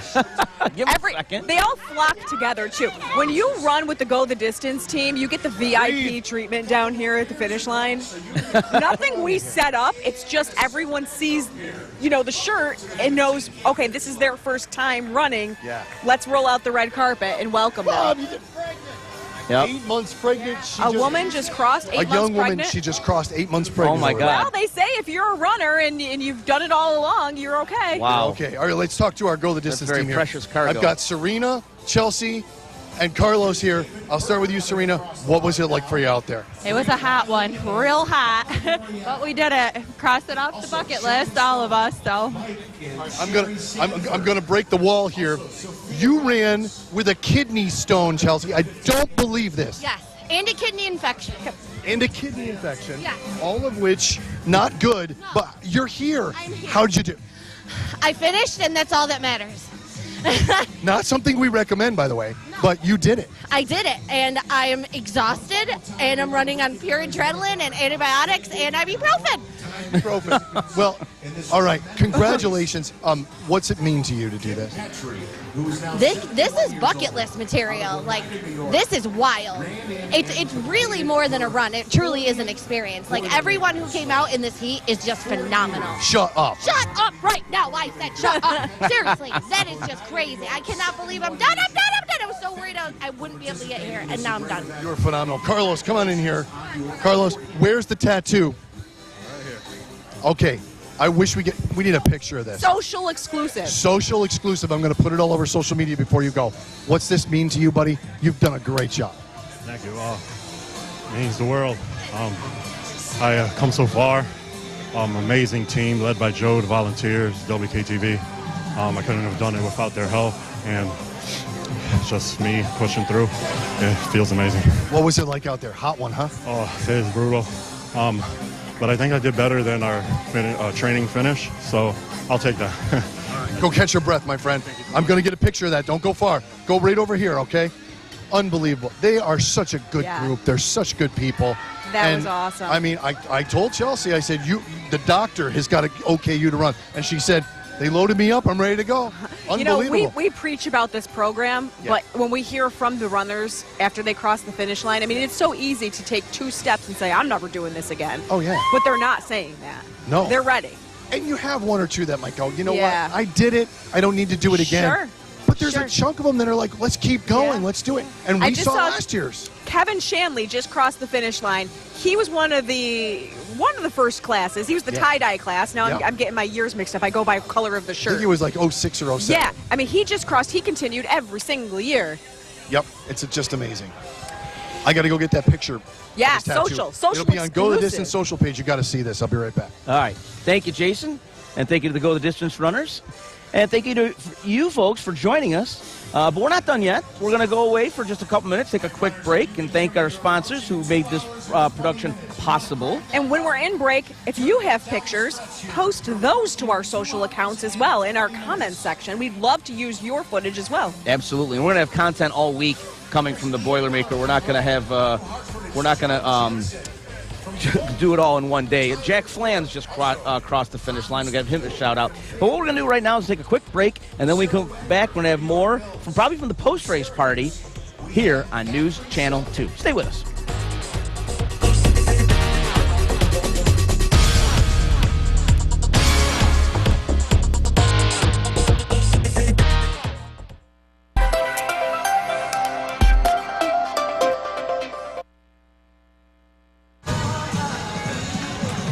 All right, welcome back to News Channel 2's coverage of the Boilermaker Road Race here on News Channel 2. That's ironically enough.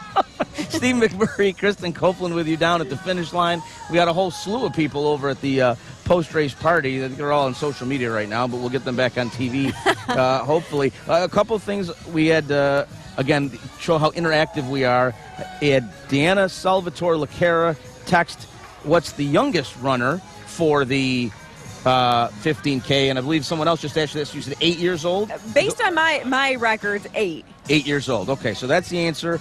And Barbara Wainwright says, can you... I'll verify all of this with right. the Boilermaker officials. but- Okay, and then Barbara Wainwright said, can you please give a shout out to my grandson, Liam Murphy, first-time runner. So, Liam, congratulations. Hopefully it was all you expected and then some.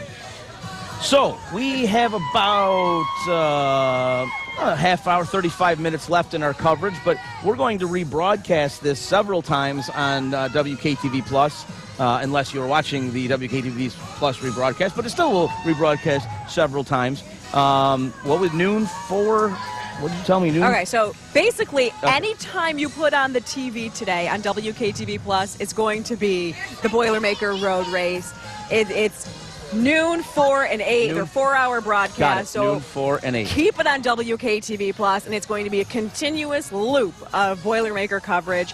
Put it on for your Boilermaker parties. Have it in the background.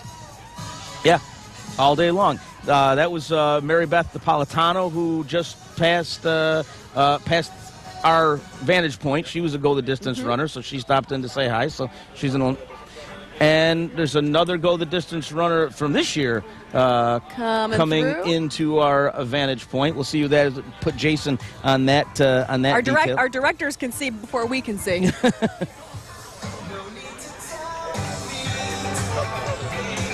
Here we go.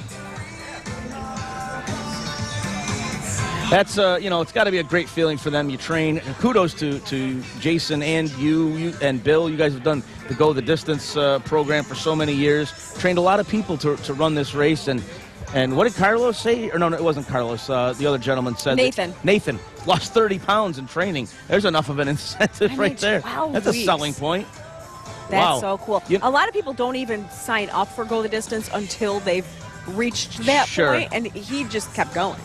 There's Alex Effect, back in effect here Welcome back to Utica. Eric, welcome back to Utica. Hey, Eric is at the post-race party, I think, so let's check in with him. Hi, Eric.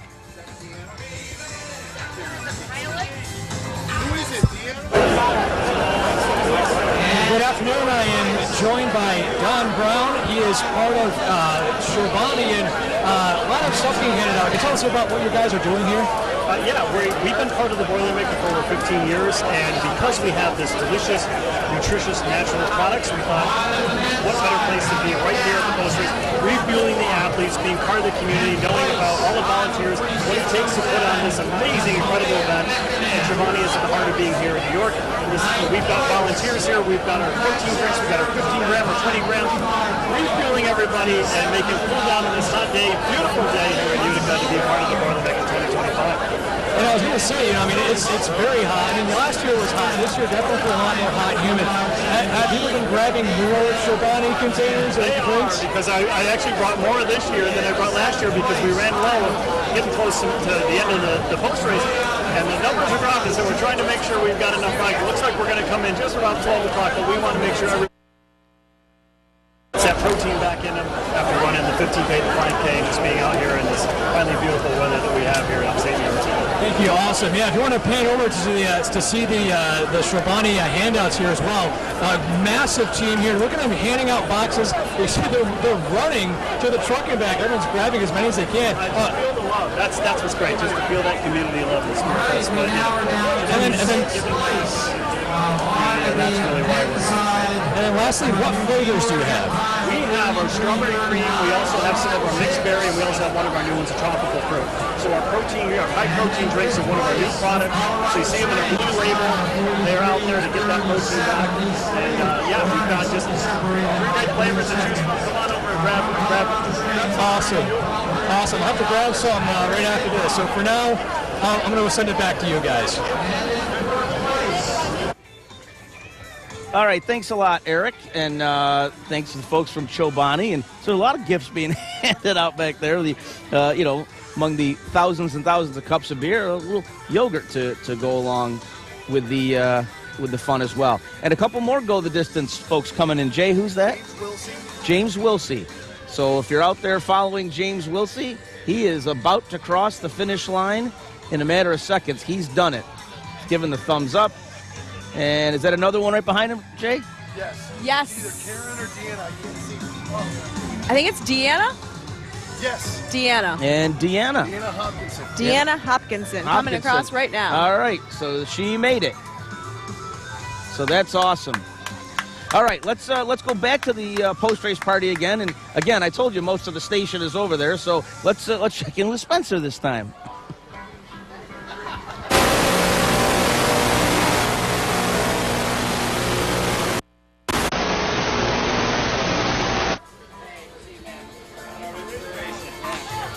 And a little bit of technical issue there back in the post-race party. There's a lot of between the band playing and all the microphones back there. It looks like a little wireless issue, but I don't know that for a fact. So we'll try and check in with him again shortly. But yeah, you see it start thinning out here at the finish line. At the usually right around 10:30 is when the last runners are crossing. In fact, isn't it 2.5 hours? You have to be off the course. Is that how they do? Yeah. Okay, and what they there is a bus that kind of is the last thing and follows behind, right? So that just in case anyone needs to end. Yeah, and they are. You'll see the volunteers down here start breaking down the finish line area, but everybody then transitions from the Court Street side down Varick Street, where the establishments there love this day, and then they'll go to the post-race party and probably hit Varick Street after the post-race party concludes at noon. So while the racing portion, the running portion is coming to a close, the party portion is actually just ramping up. I saw somebody cross in pants and a sweatshirt. Yeah, not recommended running. Not recommended. I don't know about that. So, But it caught my attention. Yeah, look, and everybody likes to have a good time and dress, noticeably, but you gotta be safe in that vein. Now you see the post-race party starting to pack up there, like we get packed, I should say, like we had mentioned. So that's going to be the spot to be for the next hour and a half. The band plays until noon. That's Showtime and Friends. So I'm assuming Mayor Galimi will be up there with the saxophone, and we mentioned Ben Kidwell, teenage piano player extraordinaire. He'll be jamming with the fellas from Showtime. He's fantastic too. He is. Of course, the Showtime members are 13, 14, 13. He's 13. Ben's 13. Amazing. All right. But Showtime folks, Justin Smithson and Jose Lopez, Joey Rossi, Carl Goodhines, who played with 805 and Classified, and who am I missing? Oh, Mike Sales. Mike Sales, lead singer. And you're a friend. I am a friend of Showtime. I guess I'm an auxiliary member. Is that I'm a sit-in session player, something like that. I don't know. Yeah. So, but no, it should be a good time down there. So again, and I want to give a shout out to the emergency crews here, UPD. We mentioned in our stories throughout the week the law enforcement contingent that you see is amazing, but there's a lot you don't see, and that's how everybody is kept safe here. And look, everybody they were checking bags as we came in. They had dogs here. They have especially for what happened in Boston tragically a few years ago. I mean, they've got dump trucks at some of the major intersections, so that I'm getting word from the course, like people along the course, saying they've never seen this course be as secure as it is this year. You can't take any chances. That's the world we live in, unfortunately. But everybody keeping safe, and safety is always the top priority. So we are coming up just past 10:30. We're on the air until 11 o'clock this morning. But if you are just joining our broadcast and you missed the first, the lion's share of it, as we mentioned, it'll be replayed at noon, 4, and 8. Noon, 4, and 8 on WKTV Plus, which is channel 2.3, or on cable, it is channel 1246. We have Karen Tabor coming across the finish line right now. I believe our final go the distance runner. All right, so they did it. They did it, and they did it within the time. That's right. So kudos to all involved with that program, especially you spearheaded that for a long time. Jason is helping Joe Wilczynski with it now, and Joe and the trainers. Joe DeCola and Dave Kubera and really every veteran runner that has taken this team under their wing. It's just amazing. I mean, there are so many faster runners that slow down just to guide them, and I appreciate that so much. I know Jason appreciates that, Joe appreciates that. They're getting advice from everything from what your pace should be to what sports bra to buy for the ladies. But even socks, down to the socks. I mean, these are things that outside of the group you may not get. You're getting people talking to you start to finish every week. If you're a brand new runner, it's something you may not even think about. No. I'm just going to go.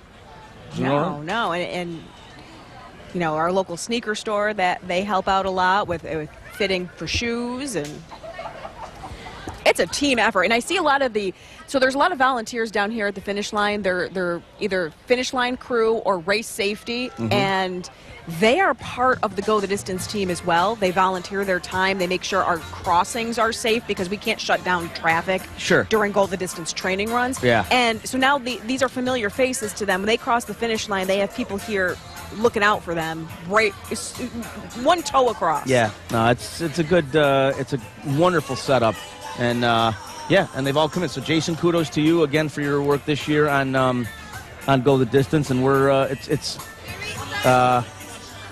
what year did we say? Is it 25? 29th? I never do the math right. Wow. All right. Well, COVID threw everyone off. That is true. But no, it's a great program, and we're happy to do it. And again, we've got we've got a couple hundred runners under our belt now that we've trained to run this race. So. Gene Allen just came across. Yeah, all right, Gene Allen. All right, with his Spider-Man top. All right, very good. One thing we will check before we sign off for the day is numbers for the medical tent, because we had talked earlier about how hot it was, how steamy it was. We caught a break from about 9:45 on. It has been overcast here to the point of I would say a little ominous. It was dark clouds, and James DeFazio had texted me, said, well, we might get rain at 10:30. That threat has since waned. We're going to need some rain later, but it looks like we're going to be okay for at least for the rest of this broadcast and perhaps through the post-race party. But yeah, it's we're not allowed to go into the medical tent, obviously, but I can peek in. The finish line tent is the biggest of all of them along the course, and it just looks like a makeshift urgent care. It's like a little Fields hospital, and I'm seeing the boards, and they're monitoring the numbers and names, and again, so important that people are running with their own bibs this year because they anticipated large numbers with EMS. Right, and that's you hope you never have to use them, but boy, you're glad they're here for obvious reasons. And the last thing you want, if you gave up your bib and somebody got hurt, the last thing your family wants is the emergency phone call saying that you were hurt and you're not even there. And you're not running, exactly, because then whomever it was is not going to be notified either. So, yeah. Told you we were going to lose sight of that pavement at the post-race party in minutes. No doubt. So we had the flyover at 10 o'clock, 10:01, actually. Jason's back from the medical tent. He was checking on something, and he wasn't actually in the medical tent.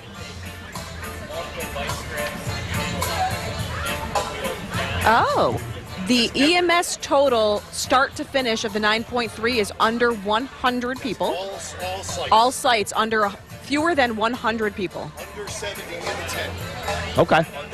All right, awesome. Thank you, Jason, for... Dana just crossed. Looking good as always.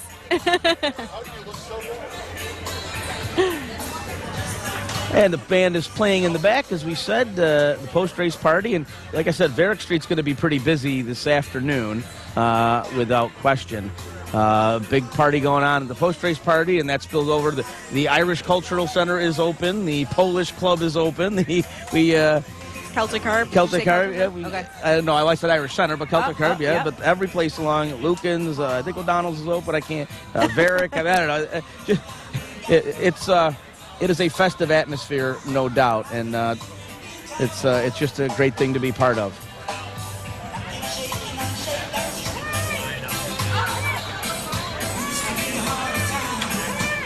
We got to get reviews on this beer. Yeah, we got to see what's. I'll go check. Jason said he'll go check that too. Jason go check. So now Spencer and Luke Spradle, as he's now known, because I don't know if he brought his spray bottle with him to the post-race party, but they're back there. I don't know if we had some technical issues with their setup down there. I don't know if that's fixed, but we can check in with them shortly. As I said, we've got about 20 minutes left on the air. People still coming across the finish line. It wouldn't be Boilermaker without me pointing out the tutus. Somebody's always in a tutu at the Boilermaker. I've seen at least half a dozen. Right? Tutu. That, I mean, it's something about running. No one's been able to tell me what it is about running in tutus, but I don't know. Well, everybody's got a style, and that must be part of the style. So you're looking live at shots of the post-race party, which is down behind the brewery. And then you also see the finish line, as Kristen mentioned, with the aforementioned tutus coming across the finish line. But we are going to take a break here on News Channel 2, and we'll be back with more of Boilermaker 2025 after this. Stay with us.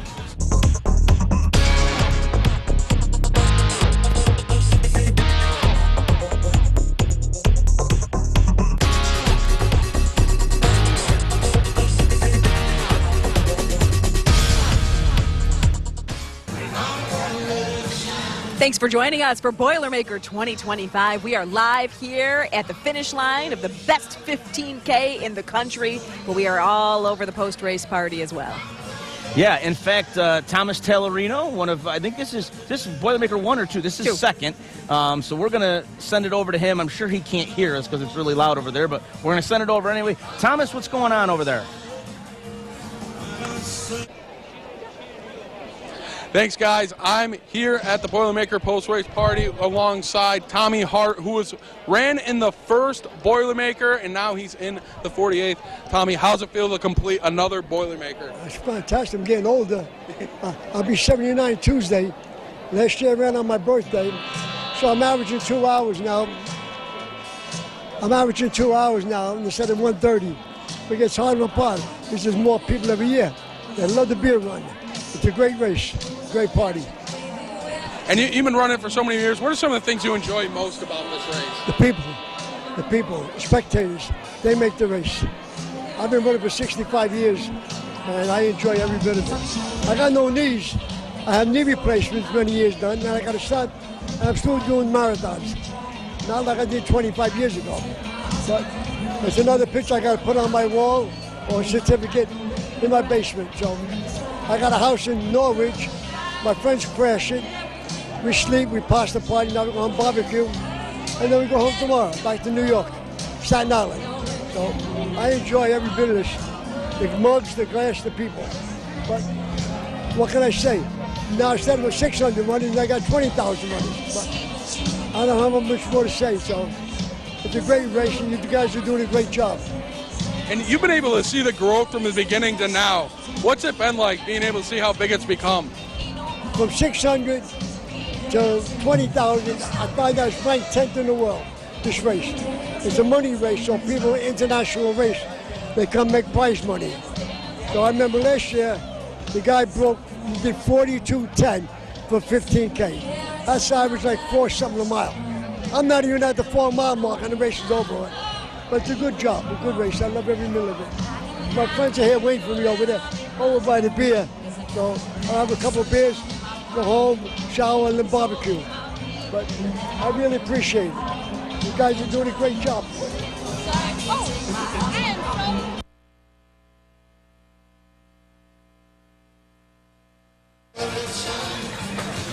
That's awesome. That's though. a great story, yeah.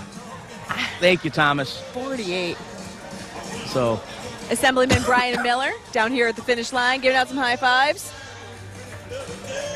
yeah, you see a lot of folks. This is the place to be. We saw County Executive Anthony Pacenti earlier, making his way around. You see a lot of the elected officials, and Mayor next Galini. year, Next year is 2026, which will be a very busy election year, so I would hazard a guess you may see more elected officials there. Just a hunch from doing this.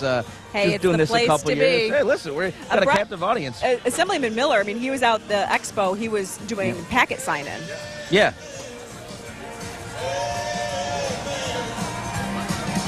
So we're wrapping up, as you see the finish line wrapping up and taking down.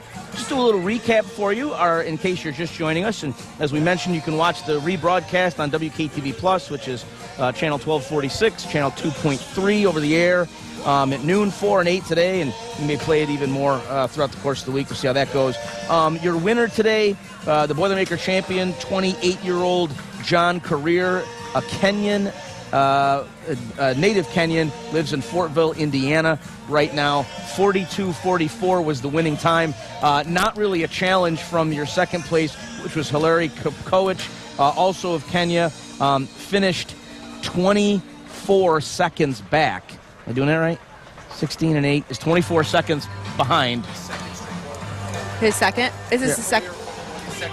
Second. Yeah, career second straight win. And Veronica he was just, Lolio on the women's side. Yep. So the two will share the pro bonus. Okay. The pro circuit bonus, and they'll each get $10,000. $10,000. So it's like I said, very lucrative day for the elite runners. But that's on top of what they won winning the Boilermaker. So that's the circuit money. Yeah. Okay. So a very lucrative day for those folks, no question. Our 5K winner, Brandon Moran, out of Somerville, Massachusetts, with a run time of 16:06. And just for you runners out there, if you want to know, do a little math, I'll do it for you. John Career ran a 4:36 average mile. So if you ever ran track. I'm trying to think of what I do in 4 minutes. Yeah. So he ran the whole thing. Although in broadcast time, that's a lifetime. Yeah, 4:36 is a lifetime in broadcast. So we decided to stay on 4 hours today. No. But yeah, and Juliet Hall was the top women's finisher in the 5K. She's from Belmont, North Carolina. So when you look at that, we have two Kenyans that are the winners. We have a resident of Massachusetts as the winner of the 5K, and Massachusetts has the second highest per capita as far as entrants here in 456. New York obviously with the most, but Massachusetts, 450 people from Massachusetts came up to run this race today. Think about that. And then our winner from North Carolina, female winner again. So every place represented. We talked earlier. Almost every place. Almost every. 48 Arkansas states. And South Dakota. So South Dakota and Arkansas. If you know anybody who lives there. Actually, fun fact, 2012 was the first year the Boilermaker had somebody from South Dakota. Oh, that's right. And it was such a fun thing that we did. We had to do a story on that person. His name was Brian Foley. Okay, wow, that's a great memory, by the way. Well, I mean, oh my goodness. I do my little research, right, ahead of time. I prep for ahead of time. So, I don't know where Brian is now, where he lives. Maybe he left South Dakota. Maybe he lives in Utica now because he loved the Boilermaker so much. It's been known to happen. All right, well, we're going to take another quick break, and then when we come back, we are going to wrap up our coverage of Boilermaker 2025 here on News Channel 2. Stay with us.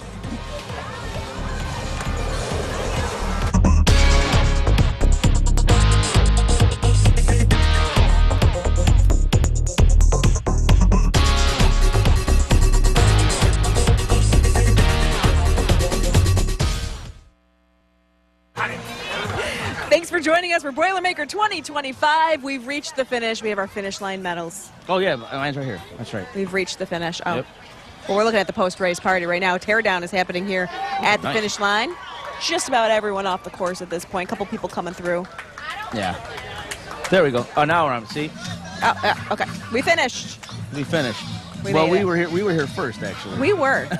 Good job. Good job. Good job. We're almost finished here, as a matter of fact, too. Just a few minutes left in the air. Want to thank a few people. Certainly Tom McNichol, Dave Streeter, Abby Scully came back to direct.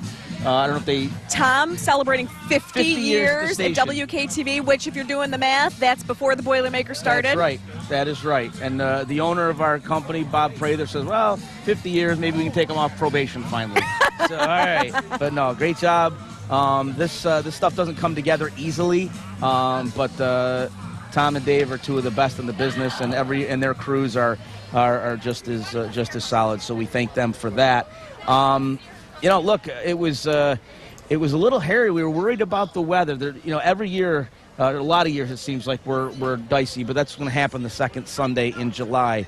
You're always wondering what the weather's going to be like, and is it going to be those spotty showers, or really humid, or thunderstorms, or all of the above? And it was sticky this morning before we went on the air. I mean, it still is. Yeah, it still is, but what helped is this cloud cover came in about almost 2 hours ago, and I think that made it a little bit more bearable for everybody.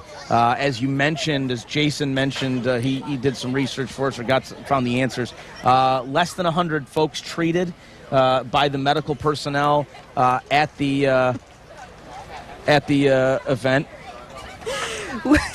So Luke, as I mentioned, turned 21 since his last Boilermaker Road Race, and he's coming over bringing. Is this for us? Is this Weekend Warrior? Yes, we cannot have it on the. We can't have it on the air. But no, you can have it sitting in front. Okay. I can have it sitting in front. Right. Okay, I'm not Jason. I'm not a beer person. You can have mine, Yeah, but well, everyone at 11:01. At 11:01 we can have it. But we can cheers. But yeah, that's what's happening behind the scene, behind the brewery. Is that's being consumed and enjoyed, I'm assuming, by everybody back there. A lot of cool things that happen in the post-race party, too. Yeah. I mean, there's, the bell. If you have a personal record, you go ring the bell, and people make a big deal about it. And, the Marines are usually here with, pull-up bars, see if you can run 9.3 miles and then beat them on the pull-up bars. Yeah, yeah. Eric did that last year, remember? Yeah, he and Katrina. He and Katrina, that's right. We're going to see, Katrina was on vacation, so she'll be back. I do not approve that. She'll be doing the morning show tomorrow because Gary's actually on vacation. Gary manned the post yesterday. So great day here. A lot of finishers. Hopefully everybody is safe. And again, about 100 or so treated for various heat-related injuries. And we'll get updates on that coming up later. But another one in the books. Another one in the books. Thank you all so much for joining us. And if you were a participant, great job. Spectators, couldn't do the race without you. This was an awesome morning. And the results are going to be, you'll see a link on our page, and that's powered by Quadsimia. Those are the results. You can check your results, see how you did, how you finished. Even if it wasn't personal best, you can finish, where did you finish among the... Or you could be nosy and check somebody else's time. Check somebody else out. Exactly. Exactly. I want to thank you, producer of this broadcast, Kristen Copeland. Fantastic job again. And I want to thank all of you viewers out there and our social and digital folks as well. Kudos. Boilermaker 2025 is in the books. We will see you for Boilermaker 49 next year. Take care.